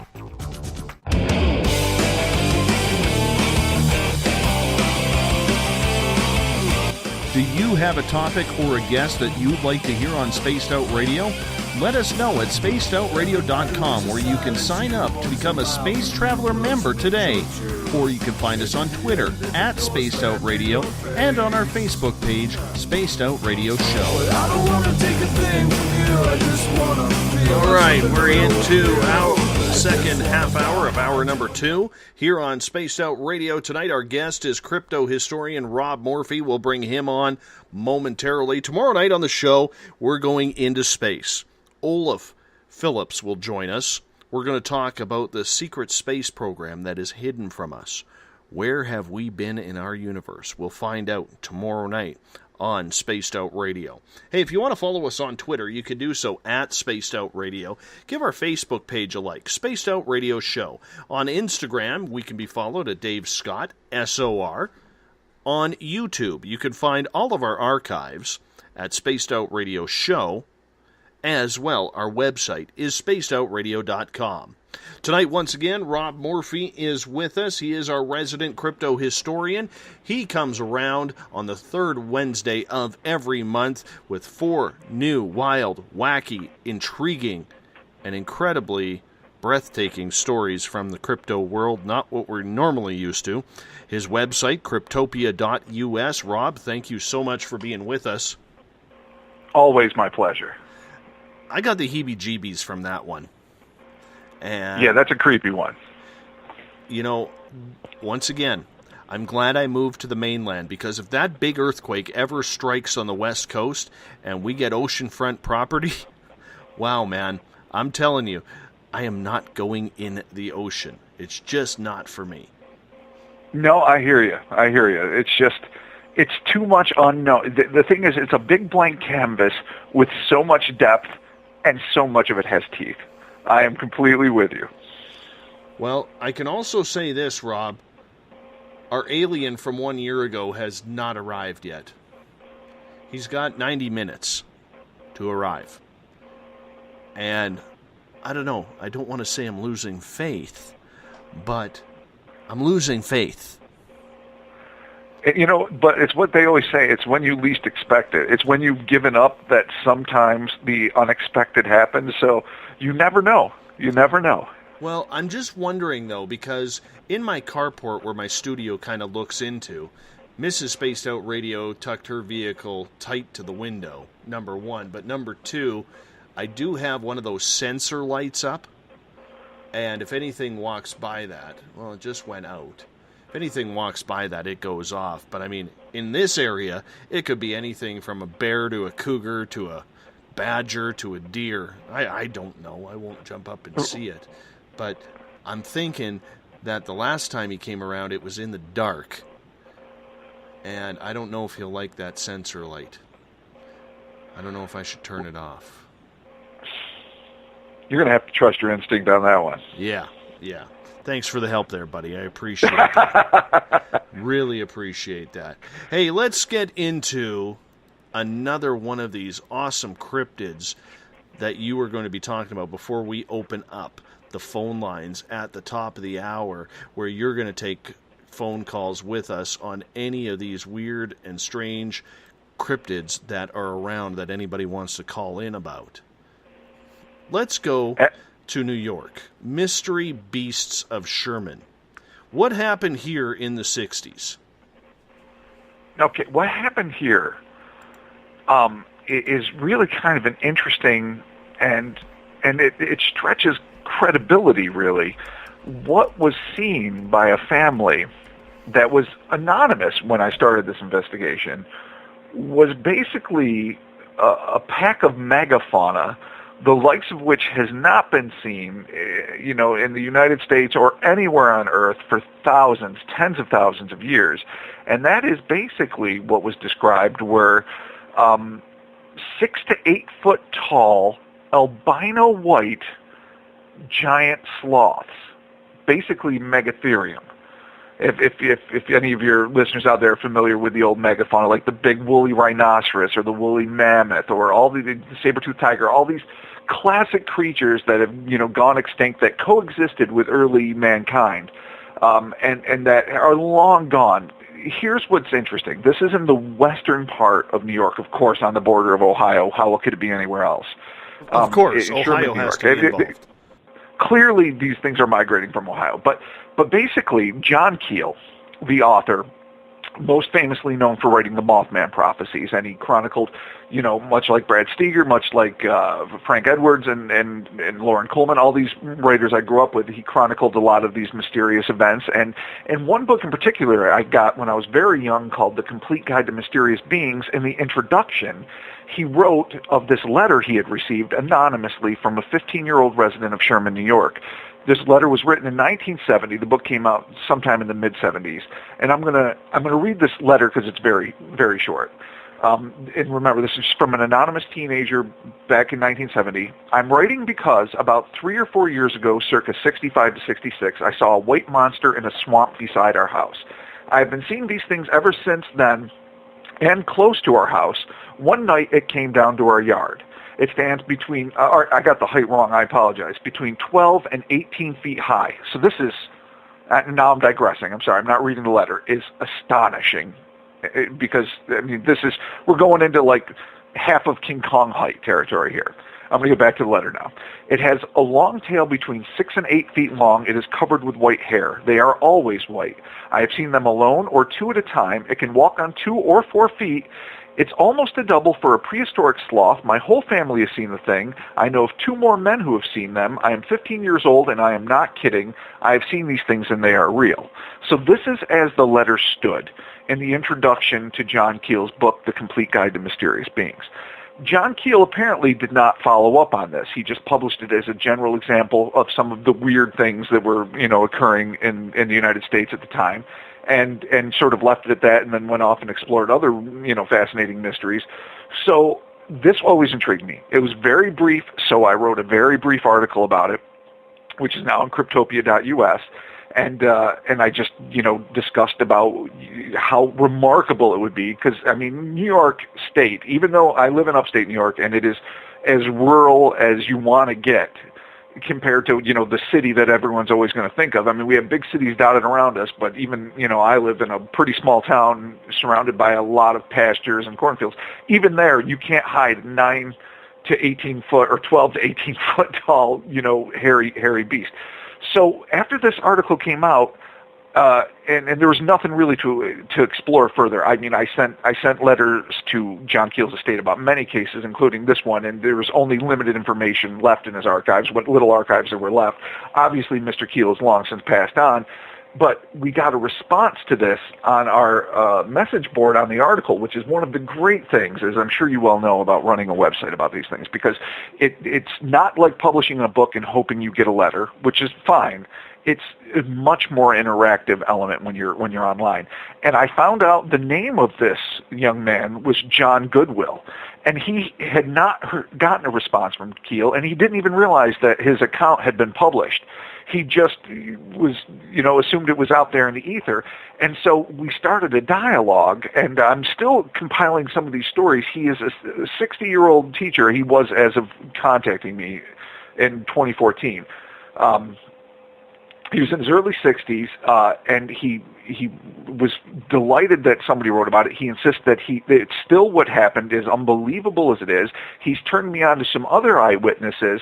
So what I've been able to compile is that at least a dozen people claim to have seen in the mid-'60s and early 1970s in the southwestern corner of New York State, in a rural area, but still not that rural, colossal, supposedly extinct, ostensibly albino, giant mega mammals from a bygone era.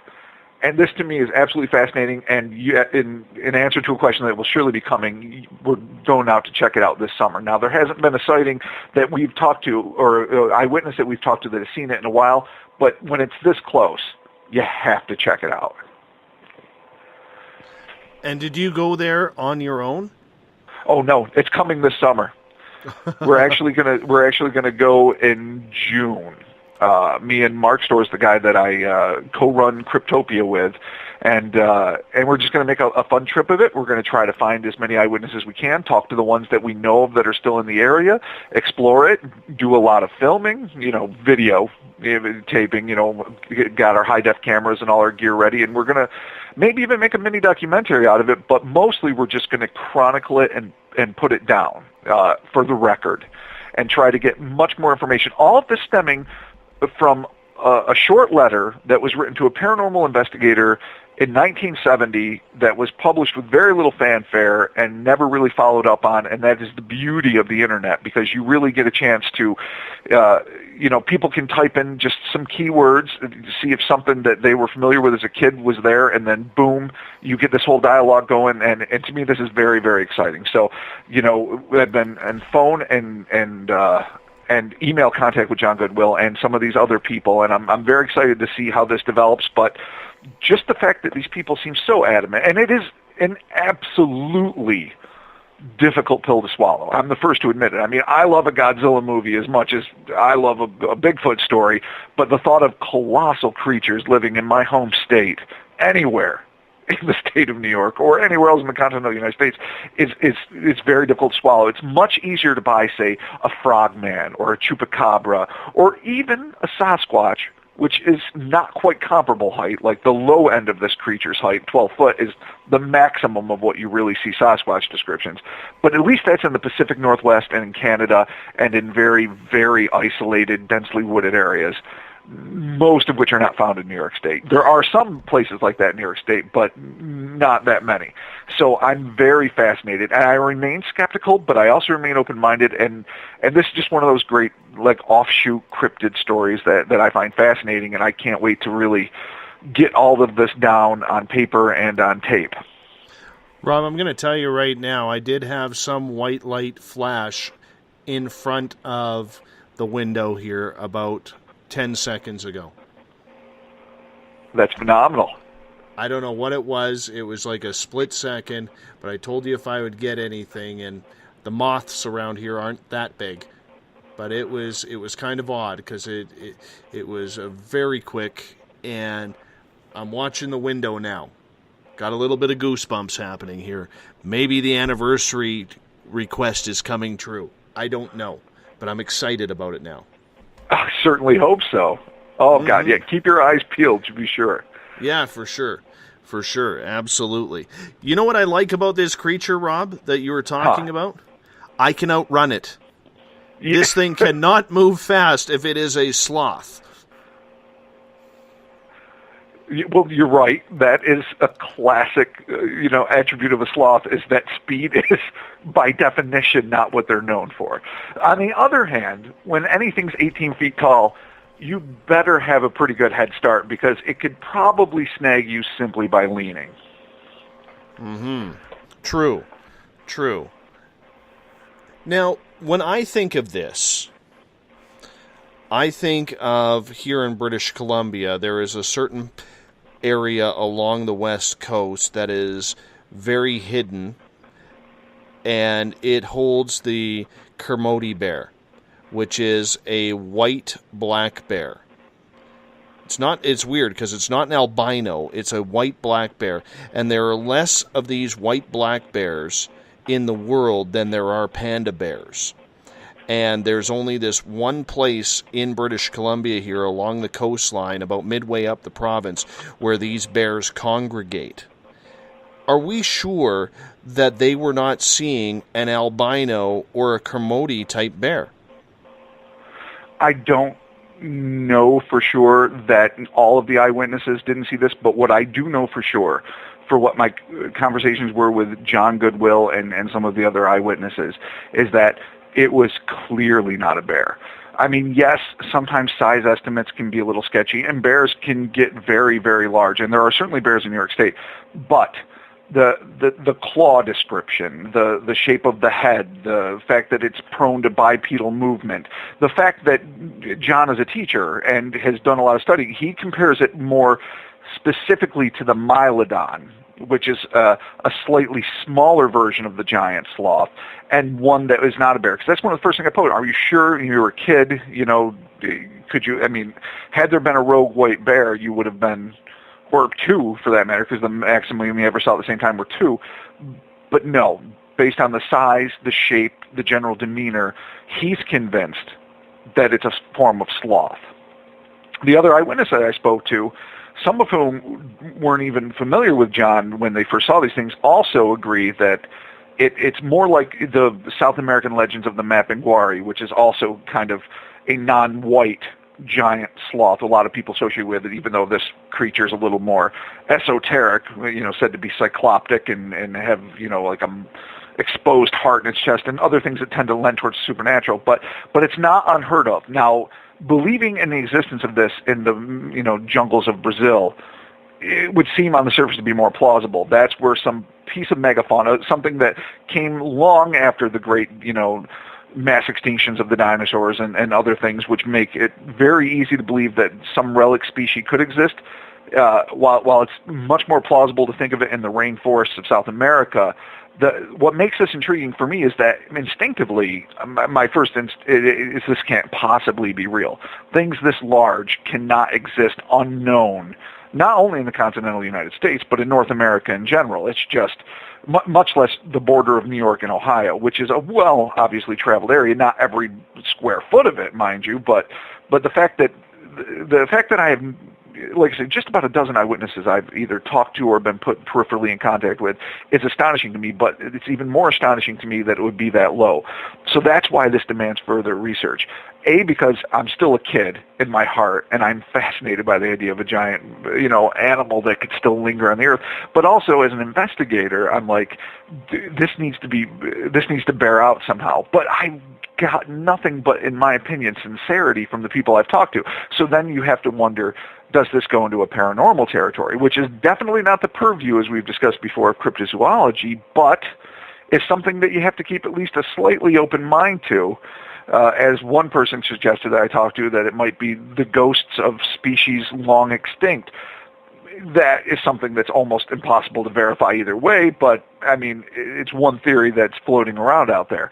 But either way, I feel like just the possibility, as thin as it might be that these things might exist, it's the kind of thing that keeps me smiling, Well, absolutely. For an 18-foot creature, though, you're right. That's bigger than Sasquatch. That's dinosaur size. You know what I'm saying? Like Stegosaurus type sounds. and Stegosaurus-type body if it's on all fours, minus the horns. But, I mean, I find it very, very weird that it's not there. Or is it? We're going to bring Rob back on here. We seem to have had a connection trouble with his phone right now. So we're going to quickly bring him back on to Spaced Out Radio here. And that's not the number. So we're going to hang that one up.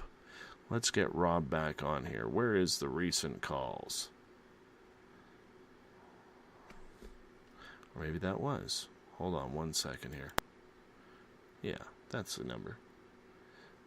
Gotta love Skype sometimes. There's the ring-a-ling. Ring Hello. once. Hey, there you are. There you are. Yes. All of a sudden you left me.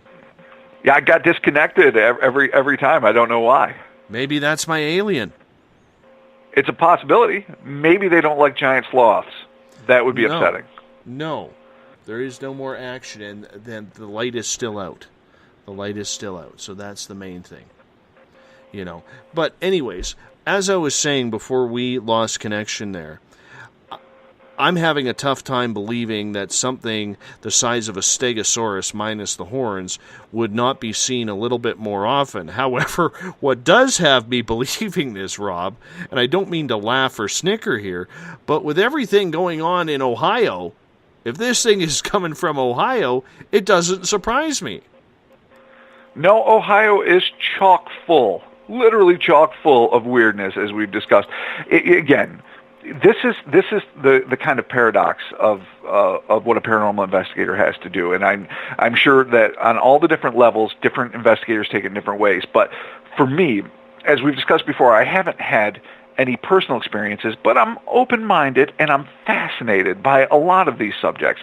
And so to go into something like this that flies in the face of logic, literally just is absurd when you look at the basic theory that it's based on. But then you talk to people that you find to be genuinely not just ingratiating, but just sincere, and you have nothing to gain by telling you these things, unless, of course, they just get off on lying, which is not the impression I get at all.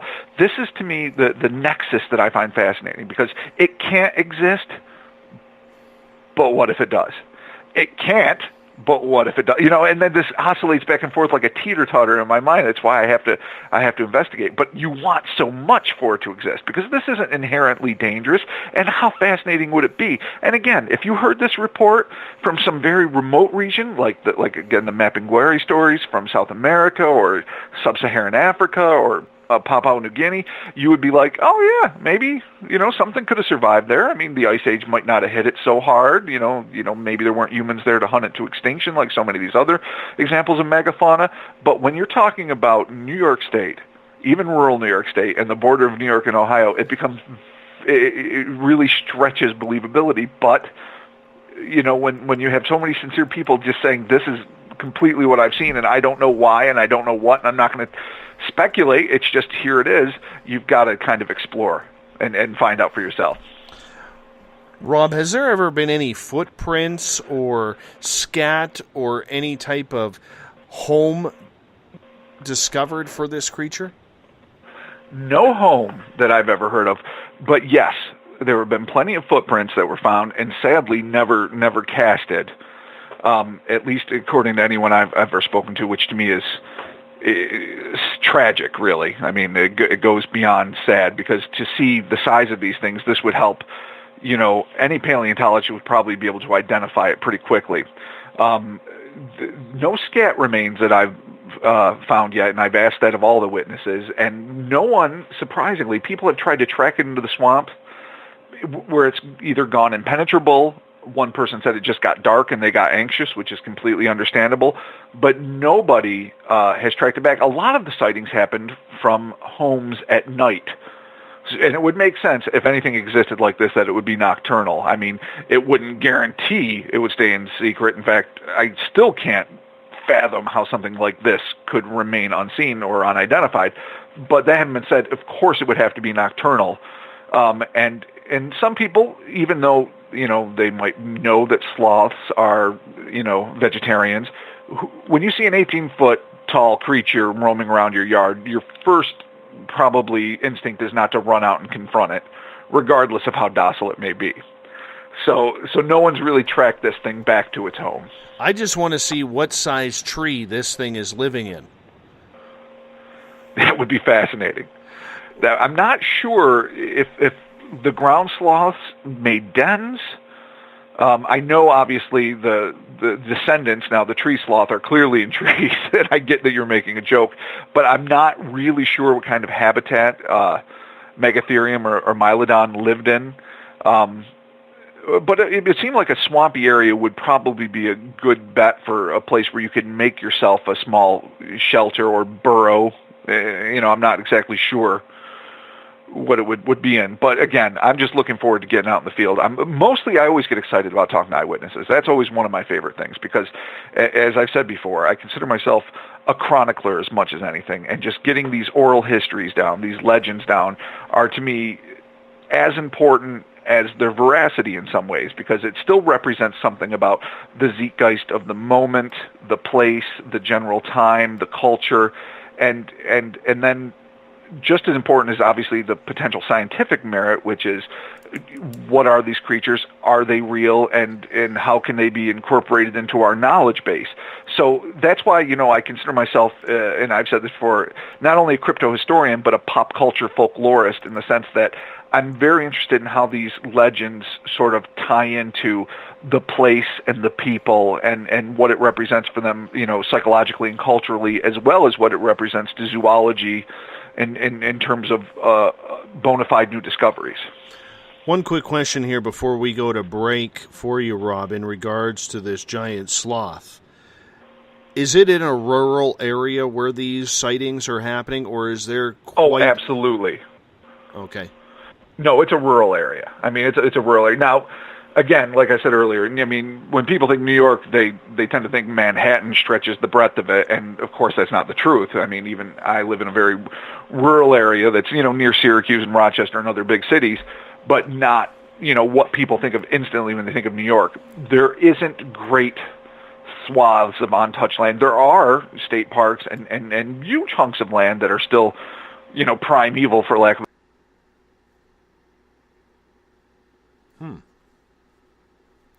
Well, seems like we may have lost Rob on the phone again. That's okay, though, because what's going to happen here is it's a good time for us to hop out for a break. I'm going to rehook up with Rob here on Spaced Out Radio. Our guest tonight, Rob Morphy from Cryptopia.us. He is our monthly crypto historian, coming on the show the third Wednesday of every month. So, we'll get Rob back on after the break. You're going to listen to some commercials. I'm going to look for the alien. We all got jobs to do. Let's get to it right now. You're listening to Spaced Out Radio. I am your host, Dave Scott. Third and final hour coming up right after this.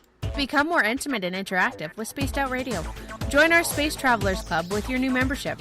For $5 a month, we'll provide you with special access to the website, monthly prize draws from books to psychic readings, along with monthly newsletter, private interviews, and more. Sign up today to be part of Spaced Out Radio's experience.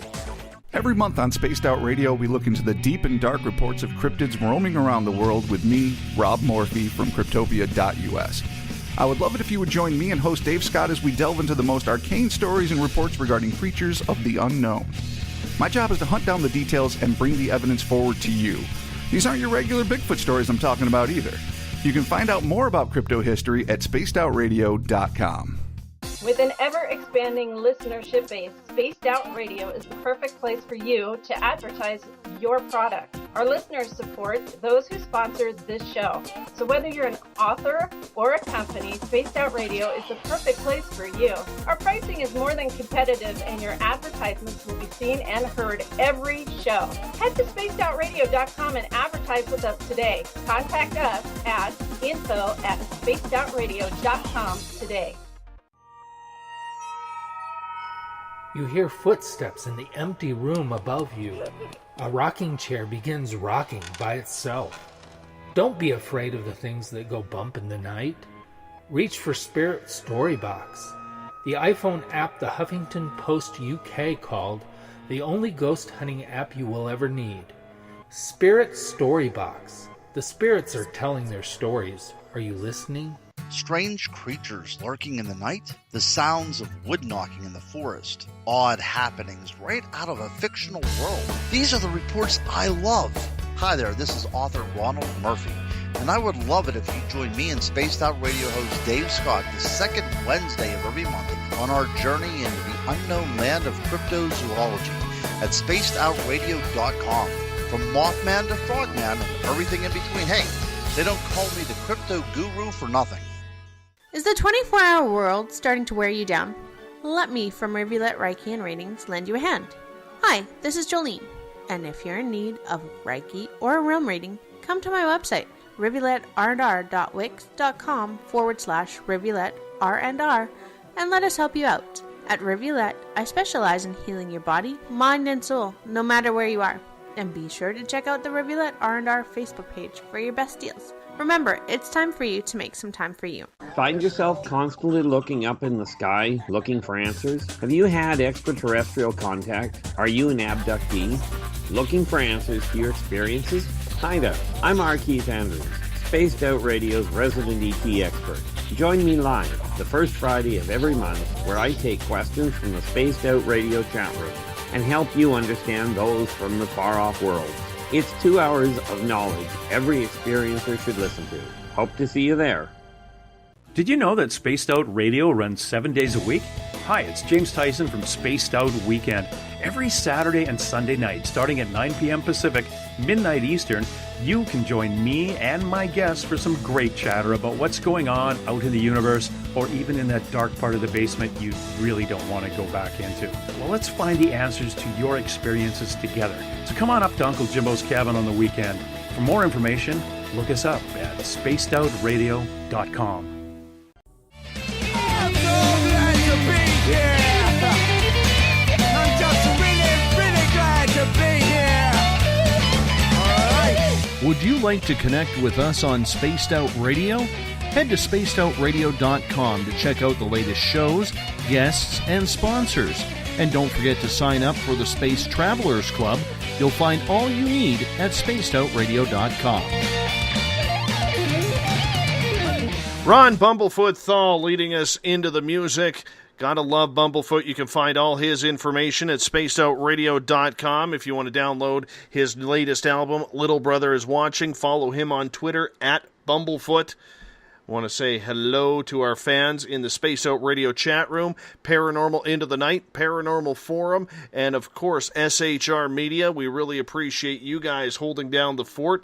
And if you're not in one of the chat rooms but just listening in, thank you for taking your time out as well. If you want to follow us on Twitter, you can do so at Space Out Radio. Give our Facebook page a like, Space Out Radio Show.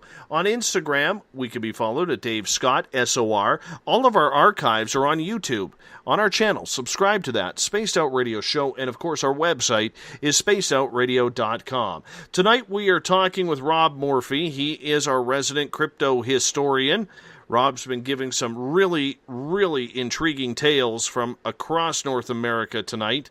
I love his stories. They're always jacked right up. So, for the first time since Rob joined us doing this monthly program about a year ago, we're going to open up the phone lines to you. If you have a cryptid question that you would like to ask Rob, it's 1-702-302-4556. That's 702-302-4556. And if you want to Skype in, all lowercase, Spaced Out Radio Dave is how you get a hold of me. So, it's up to you guys. Rob, thank you so much for being with us. We are also going to be taking questions from any of the chat rooms following us. And Rob, thank you once again for being with us. And hopefully, you know, we get some interesting questions coming up, like this one from Roz in Paranormal into Make That Paranormal Forum. And he is asking, Rob, do you consider skinwalkers to be a crypto creature?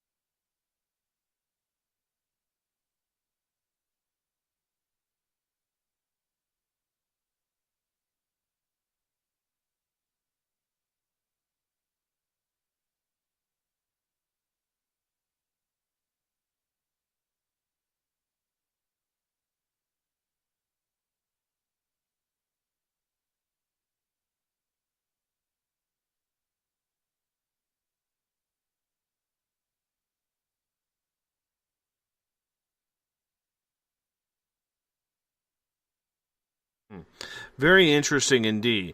And it is very interesting because I find being a host of this show and, trying to help everyone get to it, that the skinwalker is one of those creatures, in my opinion, that is very, very hard to actually get experts to talk on that.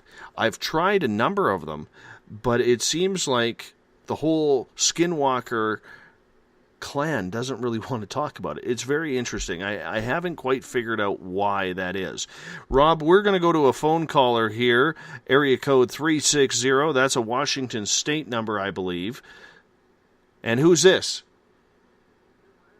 Hey, Eric, how you doing tonight?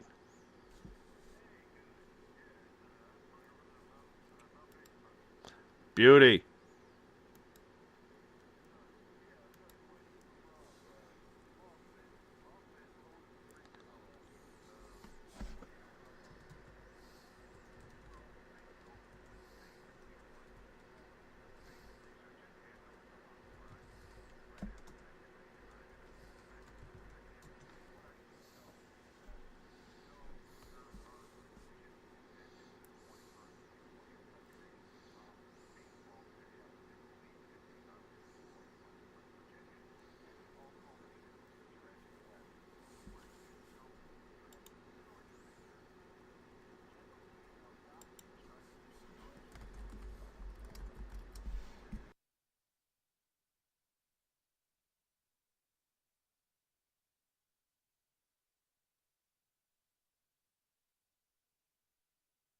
The Mothman that doesn't necessarily get broached a lot, and kind of along the same terms as the Cornwall Owlman, which Dave and I have talked about in the past, is the fact that it tends to fly without flapping its wings, which opens up a plethora of questions because nothing biological can technically do that. So to me, this is a really fascinating creature. And it's definitely in the realm of paranormal, though it's monstrous. So it's going to intrigue any cryptozoologist. I find it fascinating because of its granted loose association with the tragic events of the Silver Bridge, but mostly because it was seen by so many people and chronicled so well over it's one of the longest flaps in the history of any paranormal event. And I don't know if I'm giving you any new information on it, but what I find fascinating is the details of it was originally called the Big Bird, even though it wasn't necessarily seen to have a beak or anything, and it was just considered a large flying animal that was unidentified by most of the original people who saw it, which is probably why John Keel, who wrote Mothman Prophecies, went down to investigate it. I don't know if there's any reputable sightings. Point Pleasant, of course, is keeping the legend alive. They built a statue that's atomically inaccurate compared to the eyewitness descriptions, and they want it to still be around because that's their bread and butter. I don't blame them. I mean, a community's got, especially small communities, got to pay their bills, but really there haven't been any good sightings in a long time. Don't they even have a Mothman festival or something, I believe, don't they, just to keep it alive as well? Oh, absolutely, every year. And you know what? That's great, and I don't begrudge them a bit. I think that's a wonderful thing. I think any small town, be it Loveland with their frogmen or New Jersey with their lizard man, on and on, you should celebrate your local culture, and if you can make a couple bucks, sell a few T-shirts, heck, I'll be one of the first to buy them. I'm all about it. Right. To me, that doesn't devalue the actual event. It just is a local celebration of it. But the real events, I mean, I'm sure you've read John Keel's Mothman Prophecies and oh yeah, and seen the movie. Of other stuff. and it's all very fascinating. And to me, that's what makes this flap so interesting because it was so long-lived. They had an embedded reporter in the form of John Keel who was covering some of the more, obscure aspects of it, and yet, local newspapers were covering the profound sightings. So it's one of the best chronicled paranormal events in history, and it's certainly one of the most fascinating unknown creatures that has ever come down the pike. Right. Eric, do you have any more other questions? Oh, that's it for now. All right. Thank you for calling in tonight, Eric. We really appreciate that. And Eric, while you're on the air, you're having a paranormal conference in Concrete, Washington, coming up in October. Right on. And you've asked me to be a speaker. I'd love you to give a quick plug for that. Okay, we have 9 speakers. It's a free event. It's here in Concrete, Washington, the most haunted town in Skagit County. I can only plug Skagit County because I don't know about the other towns of Washington, but it is all free. It's October 22nd and 23rd. The night of the 22nd, we are having a VIP roundtable discussion. $20 a ticket for that. Other than that, everything else is free. Sunday, the second day, we're having a live paranormal investigation of an undisclosed location. For more information, jump on Facebook and just look for Forest Moon Paranormal. You'll find the event page and whatnot. Come down. We got speakers from Texas, California, and all over Washington coming. In fact, just today, I've possibly got a Native American storyteller coming. Beautiful. Don't forget Canadian as well, eh? Exactly, eh? Exactly. All right, Eric, thank you so much for calling in tonight. Appreciate that. Good luck with that, Eric, and thanks for your question, man. All right. Rob, we had a little bit of a technical snafu here while we were talking about the Skinwalker question. And I'm going to repeat that question because we lost sound just on you, not on me. So everybody could hear me, but nobody got to hear your answer. So I'm going to re-ask the question from Roz in Paranormal Forum. And if you don't mind just repeating your answer, and that was in regards to, do you consider skinwalkers to be a crypto creature?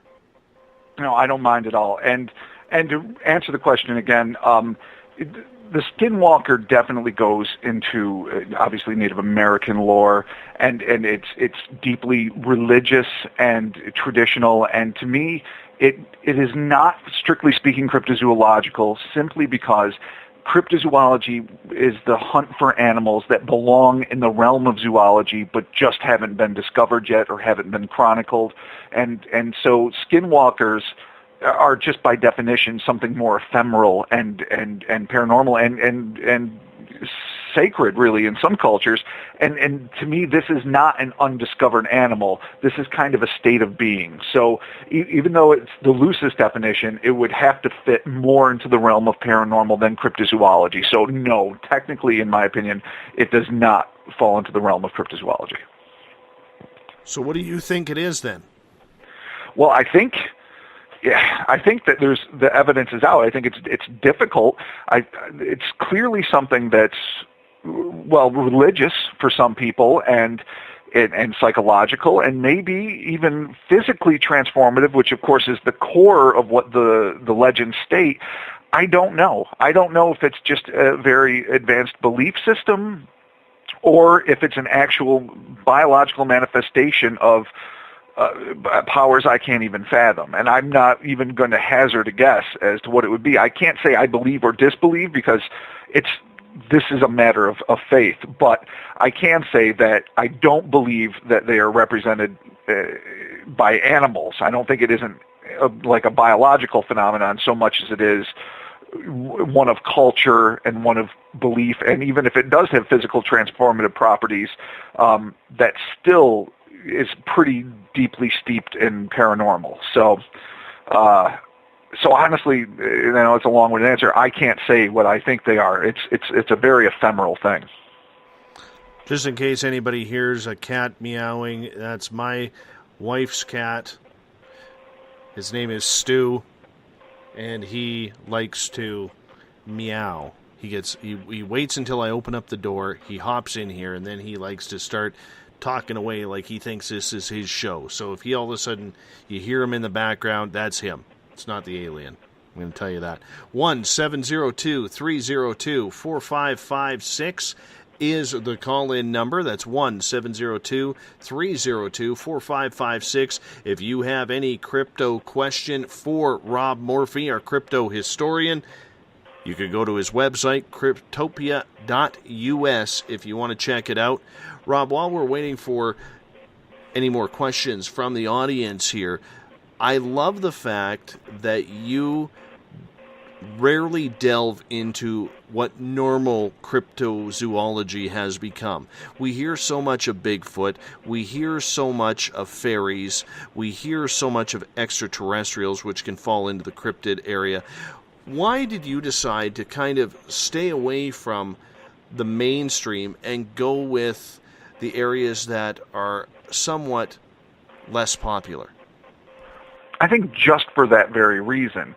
Their lack of popularity demanded that basically somebody be there to explore them. Otherwise, they would have ended up being so much like we described the Sherman Mystery Beast. They would ended up a footnote in a decades-old book that was probably being removed from a library shelf as we speak.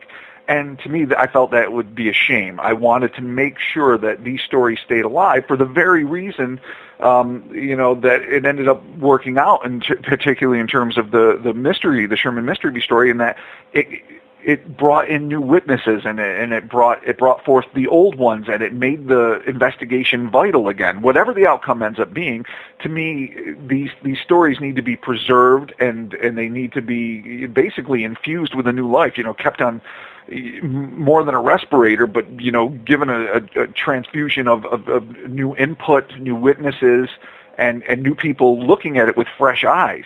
So that's one of the reasons. And the other one is, I think maybe I've got a little bit of a streak of the rebel in me. I'm more interested in things that aren't popular. When things get too popular, I get bored. And that's just the way it is. Anything from when I was in my punk rock phase, when I could still grow a mohawk before all my hair ended up on my chin, to whatever else has interested me along in my life. I'm more interested in the things that most people neglect, and I tend to, not that I don't have great respect for Bigfoot and Bigfoot researchers and Sasquatch lore, and I've done plenty of it, and I've got scads of books in my library, but to me is less fascinating than these really kind of obtuse and obscure and utterly unique little pockets of cryptozoology that just most people wouldn't waste their time exploring, for a couple reasons. One, maybe they're just simply, they don't find them as plausible, which is understandable. And two, because the evidence is usually limited to a much smaller handful of sightings.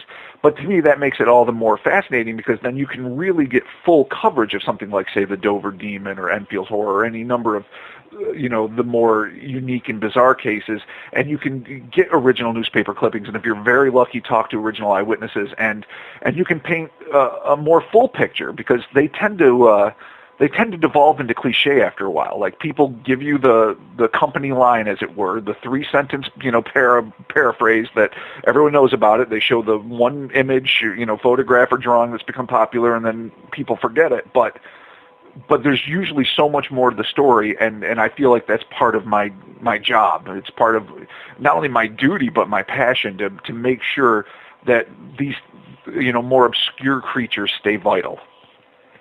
I got the cat on my lap now to kind of keep him quiet. So that's just the way it goes. I am so not a cat person. So not a cat person, my friend. But let's keeping him quiet for right now. Hey, Rob, we have a question coming in from Paranormal Forum. What about shape-shifting? Have you ever investigated these creatures that talk about shape-shifting? And I'm going to talk about a story last night that Corey, one of our callers, called in about, where a few years ago she actually saw a person walk behind a tree or a telephone pole or something like that, and the person disappeared, and out came a cat, of all creatures. Are you a big believer in studying the shapeshifter? Well, that's a very specific question, so I'll answer like this. I'm a big believer in studying everything that is unanswered. In particular, if I saw something like that, or if somebody came to me with an eyewitness account like that, and I found them to be reliable, I would be absolutely fascinated. Is there a chance, unless you have to assume they looked around the tree, that someone hid behind a tree and a cat just happened to be there and walked out? Absolutely. But if you can't find any evidence of where this person went or where this cat came from, then it becomes an interesting phenomenon. So do I believe that people should research it? I do. Now, is that the particular course that I would set myself on? Probably not. Because as I've said many times before, I'm fascinated by literally every aspect of what, is considered the unknown world. but I've very specifically steered myself towards cryptozoology, which is the search for hidden animals, literally translated from the Greek, kryptos being hidden and zoology being the study of animals. And to me, that is not necessarily the most valid part of paranormal research, or a lot of people tend to be very condescending towards other branches of paranormal research because, they consider cryptozoology a science and the other ones just to be this fringe, bizarro kind of world. I don't feel that way at all. I think it's all valid, and I think all of it needs to be studied from both a psychological, a sociological, and a scientific level. But in terms of this, I would certainly look into it if somebody brought this story to me, but this is not something I would ordinarily pursue because now you're getting into a metaphysical realm that is far beyond the purview of cryptozoology. You really are getting into places and nooks and crannies that deal with deep philosophy, psychology, and supernatural elements that are very, I leave that to the experts because a novice going into that is going to be completely in over their head very quickly. Okay, and I can understand that, but what about the situations where when we bring extraterrestrials into it, because many people who have been abducted have seen owls before their abduction has happened, and many believe that it is an extraterrestrial gray, in this case, cloaking itself or shape-shifting from or to an owl or from an owl. I've encountered cases like this too. I've certainly investigated some traditional and non-traditional abduction cases, traditional in my opinion being the post-Betty and Barney Hill, usually associated with grays and, kind of a scientific inquiry sort of abduction. And what I would think, and this is again an opinion, this is an educated guess, not of dead-up fact, is that when people see things like owls, and I've encountered this in my research too, I would think that the cloaking, as you say, would be more of a psychological one. I think that these creatures are so advanced, and whatever, you call it technology for lack of a better word, but as they always say, technology significantly advanced of what you were used to experiencing becomes essentially magic. And they can essentially use magic with the degree of technology they very likely have to change what you perceive.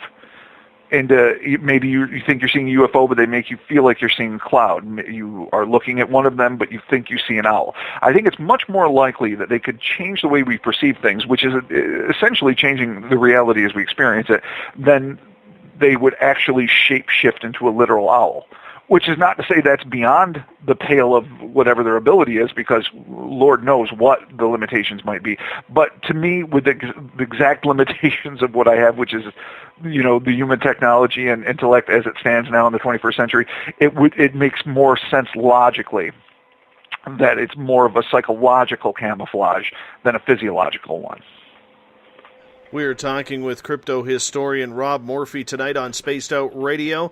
If you want to call in, 702-302-4556. That's 702-302-4556. Rob, I do have a question from Eric in paranormalforum.net, one of the chat rooms that follows us.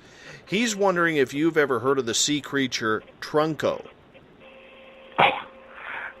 Thanks for the question, Eric, and absolutely. It's, again, you talk about some of the weird things. That's one of my all-time favorites. This is a strange, fur-bearing, maybe mammal. It's hard to tell. That was seen off the coast of South Africa. Let me get I've actually written many articles about this. What basically it is it's a white-haired, whale-like creature without a discernible head that has a trunk, hence the name Trunco, that was seen off the coast of South Africa, Margate Beach, I believe. I actually visited it when I was in South Africa because I love this story so much. And it was seen fighting orca. It was seen fighting a killer whale to the death, and eventually the orca got the upper hand. And the body of this creature washed ashore, so everyone could, that was interested in the area had a chance to get a good look at it. It's sometimes associated with the globster phenomenon, which is these weird arthropoid-type things that wash up on beaches. But to me, this happened back in 1924, and some of the eyewitnesses said it was a combination of a fish and a polar bear, which is understandable considering the white hair. Some modern investigators think it might have been more of a filament, or even others have associated. There's the aquatic pachyderm that is seen in a lot of ancient carvings in India that are said to dwell in the Indian Ocean. So maybe that there are some, like whales actually started off as land animals, as I'm sure you and your listeners know.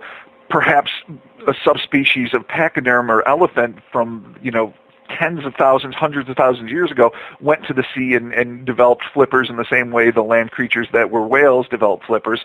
But that having been said, Trunco is just one of those great, bizarre, one-shot monsters that I absolutely, absolutely love.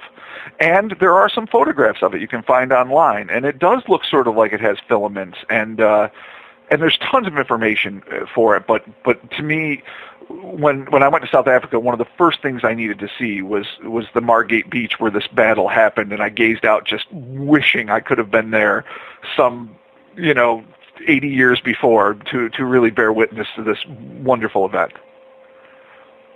I'd never heard of that creature until it was just mentioned. I mean, Eric has a picture in Paranormal Forum of it being attacked by a couple of killer whales. It's actually kind of a cool painting/drawing. But this creature, being a hairy whale-type creature with an elephant trunk, it almost looks like, a seal, half elephant. It's interesting. It absolutely is. I mean, to try to figure out its biological pedigree is part of, I guess, the joy of looking into something like this, because obviously there's convergent and simultaneous evolution. I mean, is this, like I say, I mean, it's a wild theory, but is it an aquatic pachyderm that was evolved from something like a woolly mammoth that might have just gone back to sea some, however many thousands of years ago? Or is it just another creature that, an aquatic mammal, maybe even a species of whale that developed a trunk-like appendage because that just made it easier for it to breathe? I mean, that's also a real possibility. Is it hair, or is it some sort of insulating filament, or is it what? It's hard to tell. And it's very difficult. One of the hardest things about researching this is obviously the distance. I mean, this was the original event occurred in October of 1924. So even when I first encountered the story in the 90s, it was already very far removed. But it's just so unique, and the eyewitnesses describe it so vividly. And again, maybe it's the kid in me that loves Godzilla. I mean, the thought of giant beasts fighting in the sea is instantly appeals to the 11-year-old in my heart. So this is definitely, and I'm glad Eric brought this up. It's one of my all-time favorite cryptozoological stories. And even though it's, there's a lot of skeptics, obviously it's a decaying whale carcass that washed on shore, and all that might be true. The real question is, what was it that those eyewitnesses saw fighting those orcas off Margate Beach back in 1924? And why was it so unique? Because the people there know the kind of creatures that swim, in their waters. They would not mistake, a whale for something with a lobster-like tail, an elephantine trunk, and white fur. And it's like the platypus, the colossal platypus of the ocean. This unique combination of features, and it's really absolutely fascinating. Rob, we're going to throw you on hold for the final time tonight as we are going to take our final break here on Spaced Out Radio. We have 1/2 hour left to take your phone calls, your questions with our crypto historian, Rob Morphy, and he's got a great beard, too. This thing is well manicured. He should be in competitions with that beard that he has. It's fantastic. Cryptopia.us is Rob's website if you want to check out all the information. You're listening to Spaced Out Radio. I am your host, Dave Scott. Talk to you around the corner. Looking for a place to get your product to the public? Advertise with us at Spaced Out Radio. At spacedoutradio.com, you can check out our pricing and packages that best suit your budgetary needs. Whether you're a budgeted author or a company looking to expand, our listeners support the products that support spacedoutradio.com. Advertising with us is an effective way to get your message out. Contact us at info@spacedoutradio.com and get your ads out today. Visit purpleplates.com today. For over 40 years, the Purple Energy Plates have been delivering amazing results for their many customers. Inspired by the great genius Nikola Tesla, the harmony, healing, and energetic effects of the plates have proven over and over to be beneficial and often miraculous to thousands of customers. With their money-back guarantee and the many benefits, how can you afford not to get one? Check their site for daily specials and choose from their many energy products. You won't be sorry. Visit them today at purpleplates.com for mind, body, and spirit. And expect a miracle. Right here, this is where we divulge the fruit of our research. Here on the Webster Phenomena every Saturday night at 8 p.m. Pacific, 11 p.m. Eastern on Spaced Out Radio. And we give it up to you guys, all the listeners, and the live listeners usually get something special and hang out in the chat room, and we love to have you. So we'll see you every Saturday night at 8 p.m. You know where. Attention Spaced Out Radio listeners. For only $5 a month, you can join Spaced Out Radio Space Travelers. Your membership at spacedoutradio.com will give you access to private fan area on the website, get you a monthly newsletter, draws for monthly swag, and a whole lot more. Sign up today to become a part of the Spaced Out Radio experience. You hear footsteps in the empty room above you. A rocking chair begins rocking by itself. Don't be afraid of the things that go bump in the night. Reach for Spirit Storybox, the iPhone app the Huffington Post UK called the only ghost hunting app you will ever need. Spirit Storybox. The spirits are telling their stories. Are you listening? Strange creatures lurking in the night, the sounds of wood knocking in the forest, odd happenings right out of a fictional world. These are the reports I love. Hi there, this is author Ronald Murphy, and I would love it if you join me and Spaced Out Radio host Dave Scott the second Wednesday of every month on our journey into the unknown land of cryptozoology at spacedoutradio.com. From Mothman to Frogman and everything in between. Hey, they don't call me the crypto guru for nothing. The last Monday of the month on Spaced Out Radio is a night of psychic vision, mediumship, UFO and ET contact, Bigfoot stories, animal communication, and so much more with me, Elizabeth Anglin. I'd love it if you would join host Dave Scott and I on the myriad of topics we delve into. Every month, we share new views that may help you understand your own experiences. So tune on in at spacedoutradio.com and stamp your cosmic passport. Did you know that Spaced Out Radio runs 7 days a week? Hi, it's James Tyson from Spaced Out Weekend. Every Saturday and Sunday night, starting at 9 p.m. Pacific, midnight Eastern, you can join me and my guests for some great chatter about what's going on out in the universe, or even in that dark part of the basement you really don't want to go back into. Well, let's find the answers to your experiences together. So come on up to Uncle Jimbo's cabin on the weekend. For more information, look us up at spacedoutradio.com.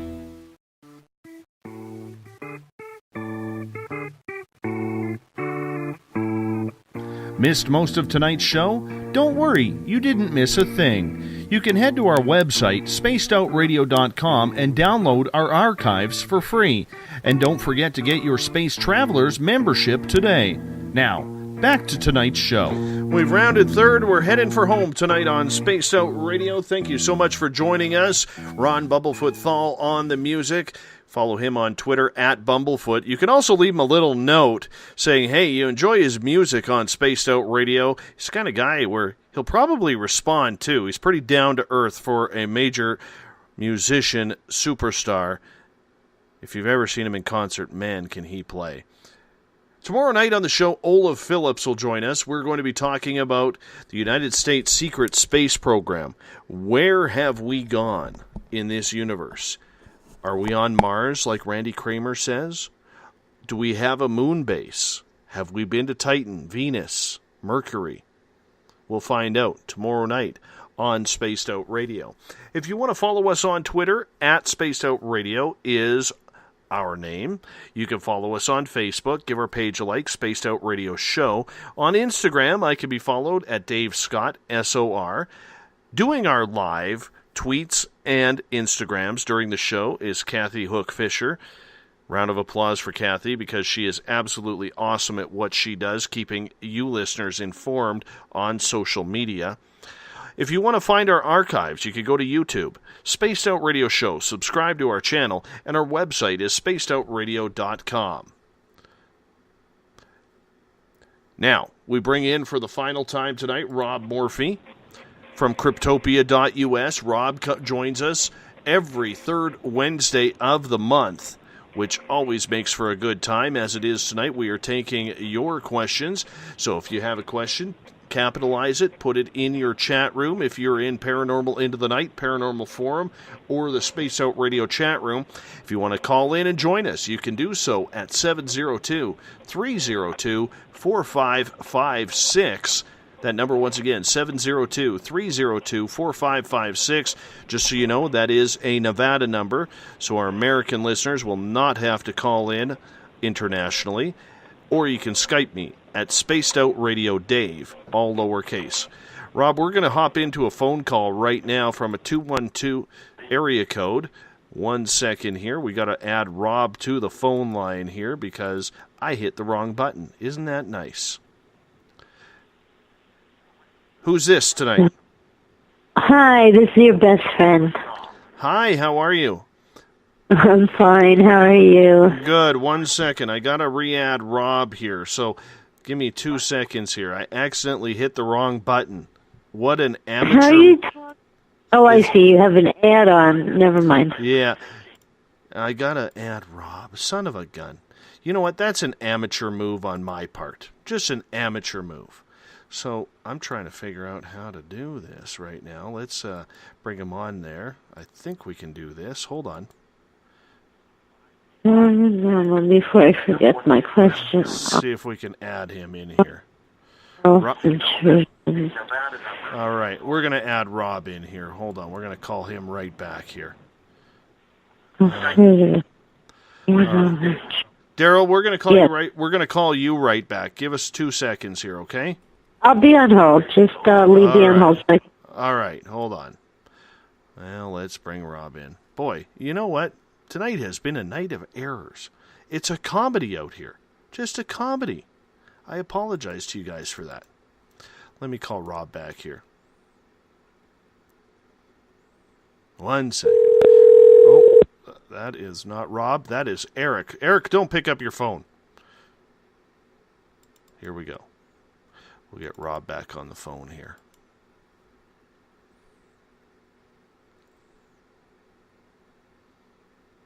And man, this is tense. Oh,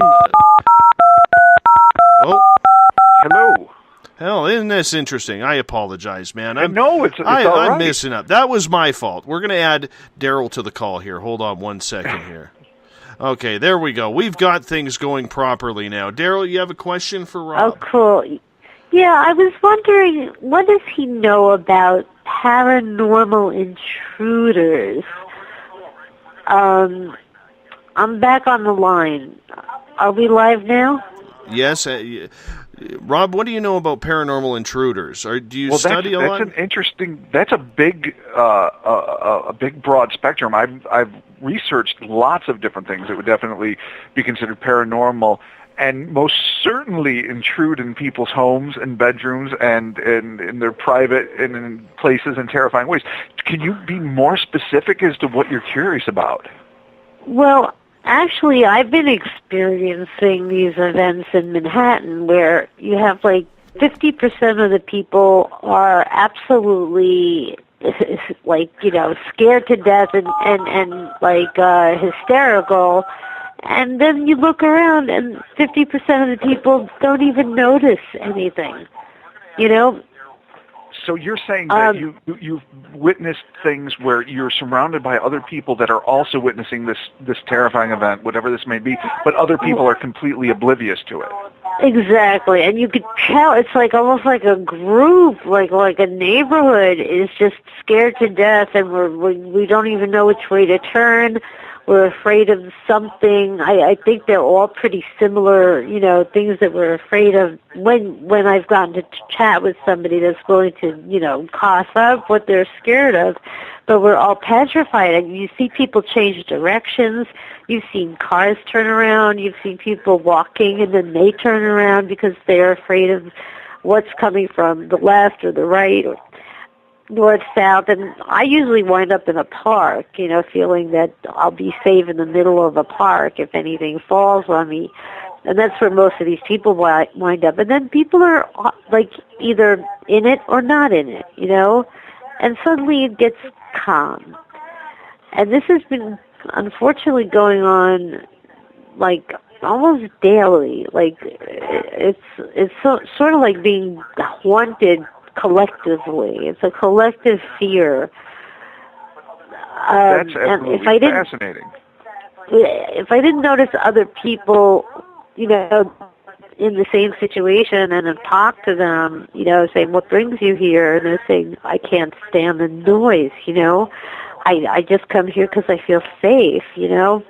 Can I ask you, is it mostly, I'm sorry to interrupt you, is it mostly an auditory phenomenon, or do you actually see things?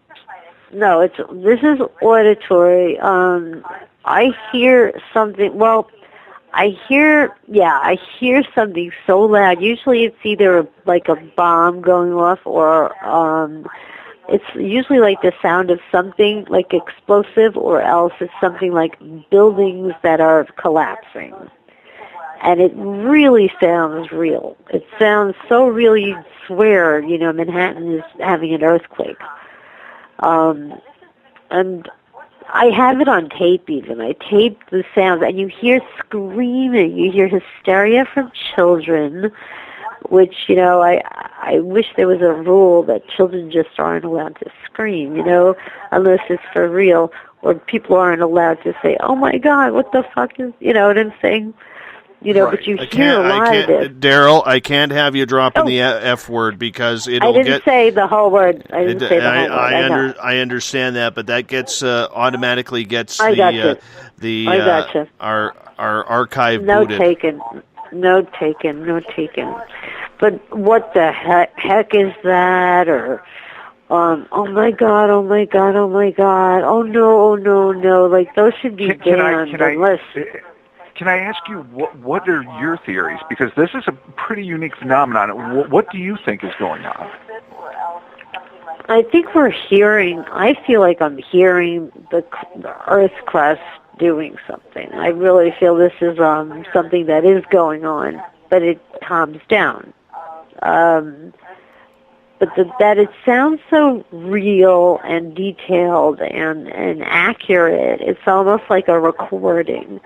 And I looked up, you know, like people that record, you know, phenomena, you know, crashing sounds, and it's done for, you know, the movies, or it's done to cause fear, or to make a fearful, you know. I'm still in, like, the middle of trying to, you know, research what could be this, like, what could cause a paranormal event. But the thing is, nothing really happens. And then 50% of the people that are in utter fear, you know, like, wind up just going home. You know, we all go home after, you know, after a while, you know, of hiding or, you know, whatever. Can I ask you, what kind of medium did you record these sounds on? Was it digital, like a cell phone, or was it on tape? Yeah, I thought I was going to get actually falling buildings. That's how convinced I was. The sounds were real. They were so real, and you can hear. I didn't put it on Facebook. I haven't even uploaded it yet. But I taped a few of them just so I can prove. You know, imagine you're hearing something this horrifying. How would you feel? You know, how would it make you feel? You know what I mean? Not great at all. You know, this is something that's so frightening. And I'm trying to, you know, of course, convince anybody that, you know, that I have, you know, video to back up whatever crazy shit One swear word, you get a free pass. Second swear word, I gotta let you go. Sorry, it's just the way it goes. Thank you for calling in tonight, Daryl. I appreciate that. Just remember, if you are calling in, turn your sound down so that way we don't get any feedback from the listener. Okay, we get a lot of feedback because there is a little bit of a delay. It's about a 3-second delay in the recording. So make sure that if you are going to call in, make sure you turn the dial straight down so that we cannot hear it. Thank you so much. Sorry about that, Rob. Oh no, that's fine. That's a unique phenomenon, not like anything I've ever encountered. Certainly beyond my purview. If indeed what seems to be happening is to her and others, then that's a terrifying phenomenon. And if it's a paranormal, if it's something like kind of like an oracle of sound that's predicting something horrible to come, or if it's this weird resonating of some of the, obviously post 9/11, the great tragedies that have already hit New York City. It's certainly something that if I were a paranormal investigator in New York City and interested in some strange phenomenon, I would look into it maybe and see what I could do about tracking down some eyewitnesses. But that is way, way beyond my purview. So I can't speak educatedly about anything having to do with that, just to say that I'm glad I'm not suffering from it, and that would be fairly terrifying. Yeah. Daryl also suffers from Morgellons disease, which is undiagnosed. You have to diagnose it yourself, and she has shown me pictures of the fibers that she has pulled out of her body, and I didn't know what Morgellons disease was until I met her, and then I ended up having a lady on, an expert on it, and Marcia Pavlis is her name, and this is a real thing. Joni Mitchell, the folk artist whose music will always never play on this show because I had way too much of it in my radio days.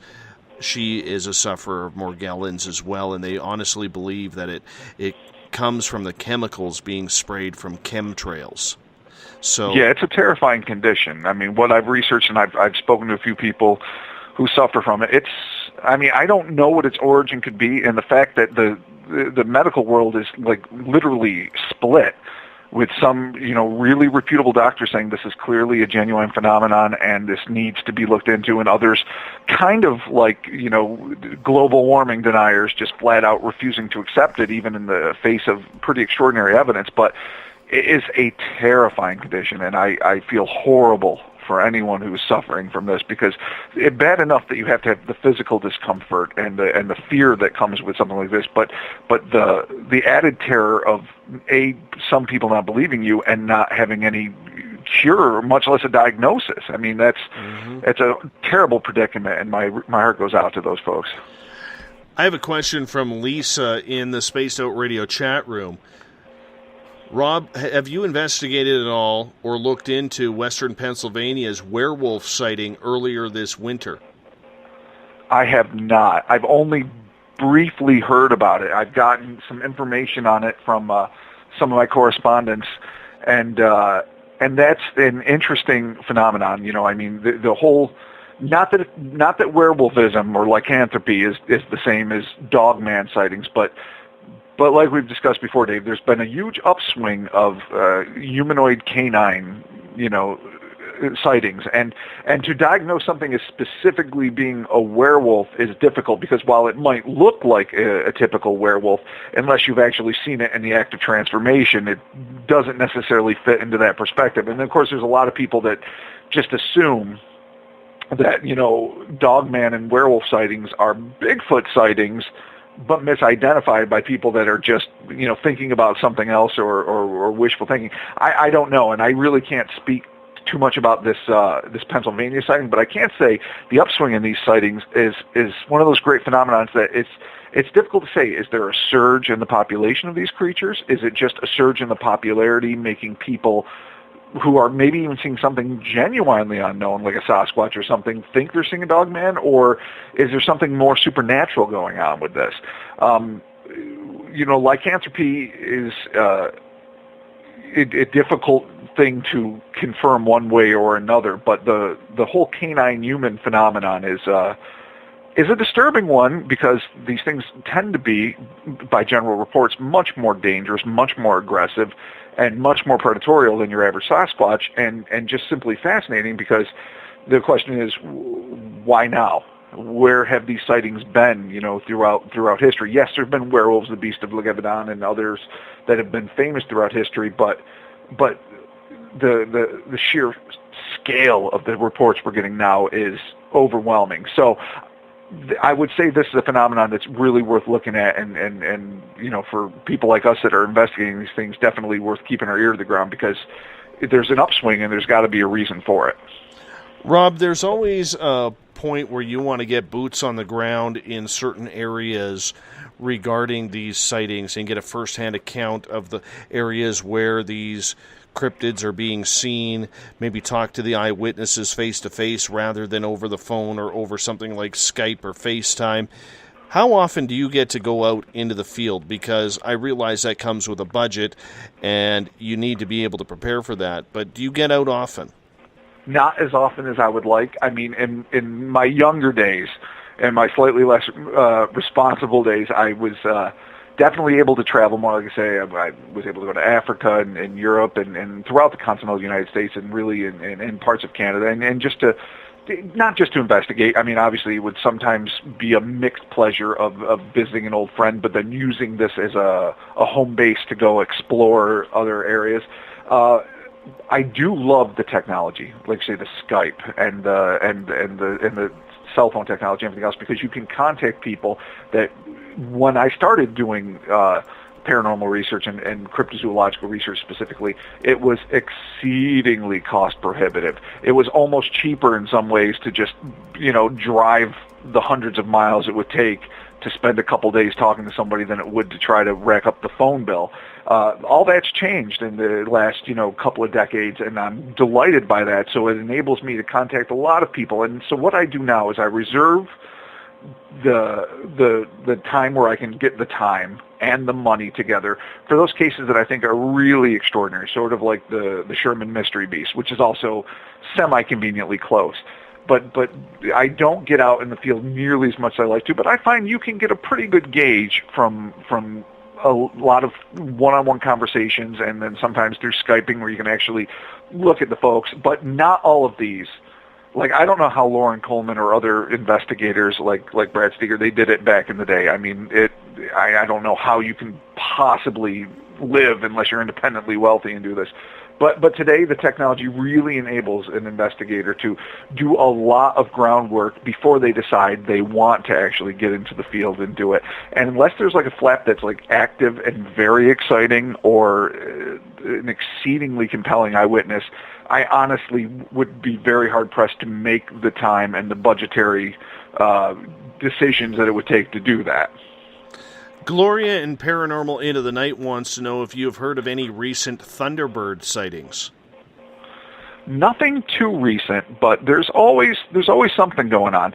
There were some in Chile not too long ago. South America seems to be a hotbed for Thunderbird activity now, and that would make sense because they would have a lot of places to hide, and obviously the Ropin and the Dua and a lot of things that are in the Pacific Islands, Papua New Guinea and Sumatra and things like that.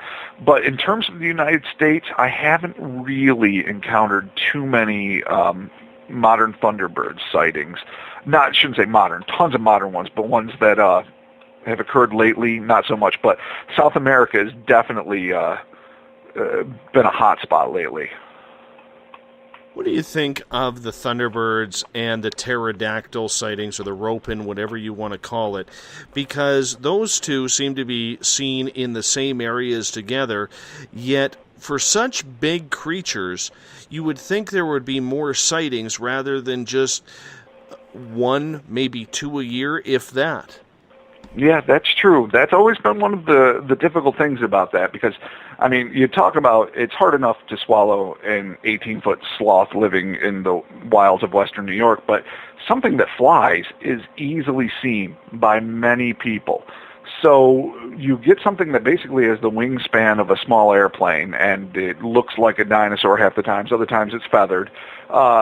It's hard to understand how that could go under the radar of so many people. And again, that's where, obviously a lot of native lore and Aboriginal lore talks about these things as spiritual creatures in the same way that they think of the Sasquatch as a spiritual creature, something that can shapeshift or camouflage or disappear. And so if you take that into consideration, then perhaps one of the reasons why these things are so difficult to see or why they only show up to certain people is because they're on a different metaphysical plane, maybe a different dimensional existence. But if you're thinking about them as like a genuine prehistoric animal that somehow has managed to cling on to life into the 21st century, then you definitely have to start looking to the South American and the South Pacific Island sightings with a little more of an eager eye, because there's more of a chance that something could have existed there untouched, though not a very good one, to be honest.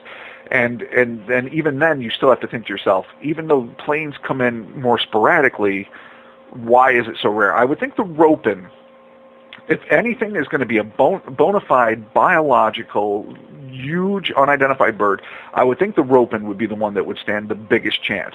But the American thunderbird, I can't even wrap my head around that being a biological reality, simply because there's almost no way it would not be seen on a fairly constant basis. We're going to end it with one final question from Roz in Paranormal Forum. Rob, have you heard of any good river monster stories in the United States? Oh, yeah. I mean, you can go back to conversations that Dave and I have had in the past, Roz. I'm sure you can look in the archives, and you can see things like the Loveland frogmen, which are these bipedal amphibious frog-headed creatures that have been seen by multiple police officers and other eyewitnesses. There's the you can go to Cryptopia.us, the green-clawed beast, which is something, again, in the Ohio River. The other one was the frogmen, or the Little Miami River. This is a creature with apparently a bluish-green claw that almost drowned a woman, and it was a terrifying ordeal. This happened back in the mid-'50s.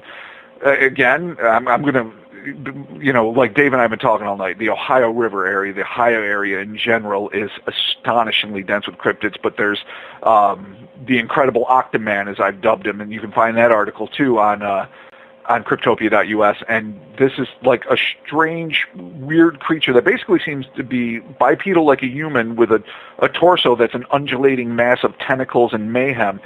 So there are lots of river. In fact, there's probably more river monsters than lake monsters in the U.S., and that's saying something, because there's a lot of lake monsters. And most of these, I find it interesting, which is why on Cryptopia we separated aquatic enigmas from lake monsters, because lake monsters tend to, it's anything that lives in a lake, we qualified as that, but, the Nessie type, the large body, long neck, the general plesiosaur-shaped creature that is commonly seen, and a lot of variations thereof.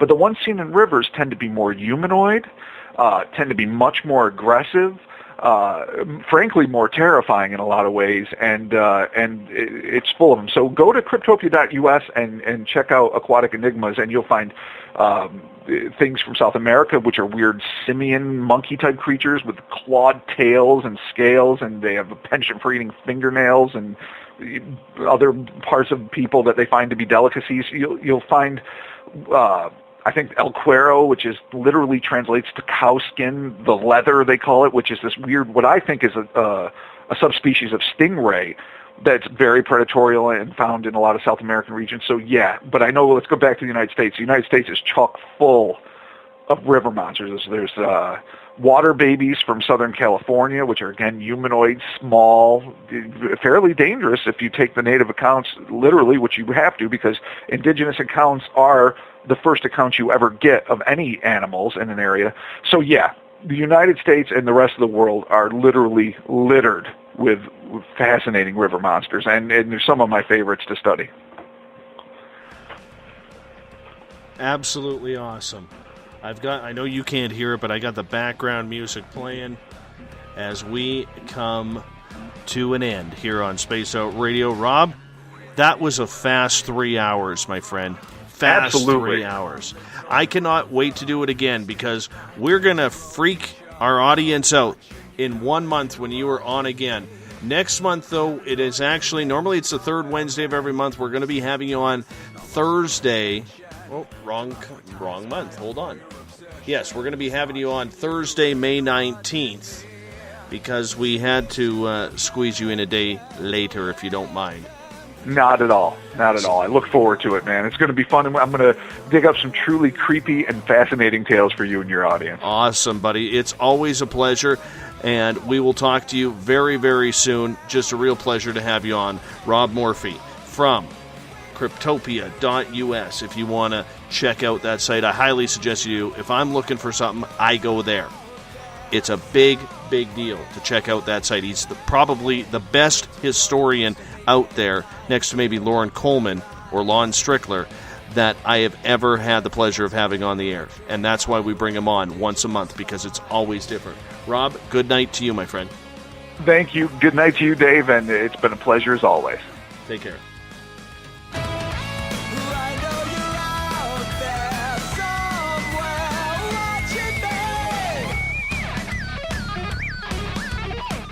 Once again, we want to say thank you to Rob Morphy from Cryptopia.us and joining us for his monthly feature. He'll be back on the show on May 19th. Tomorrow night on the show, another interesting topic. We are talking about the secret space program with Olaf Phillips tomorrow night on SOR. Remember, you can follow us on Twitter at Spaced Out Radio, on Facebook, Spaced Out Radio Show. On Instagram, Dave Scott, SOR. All of our archives are on YouTube, Spaced Out Radio Show. Subscribe to our channel, and of course our website is spacedoutradio.com.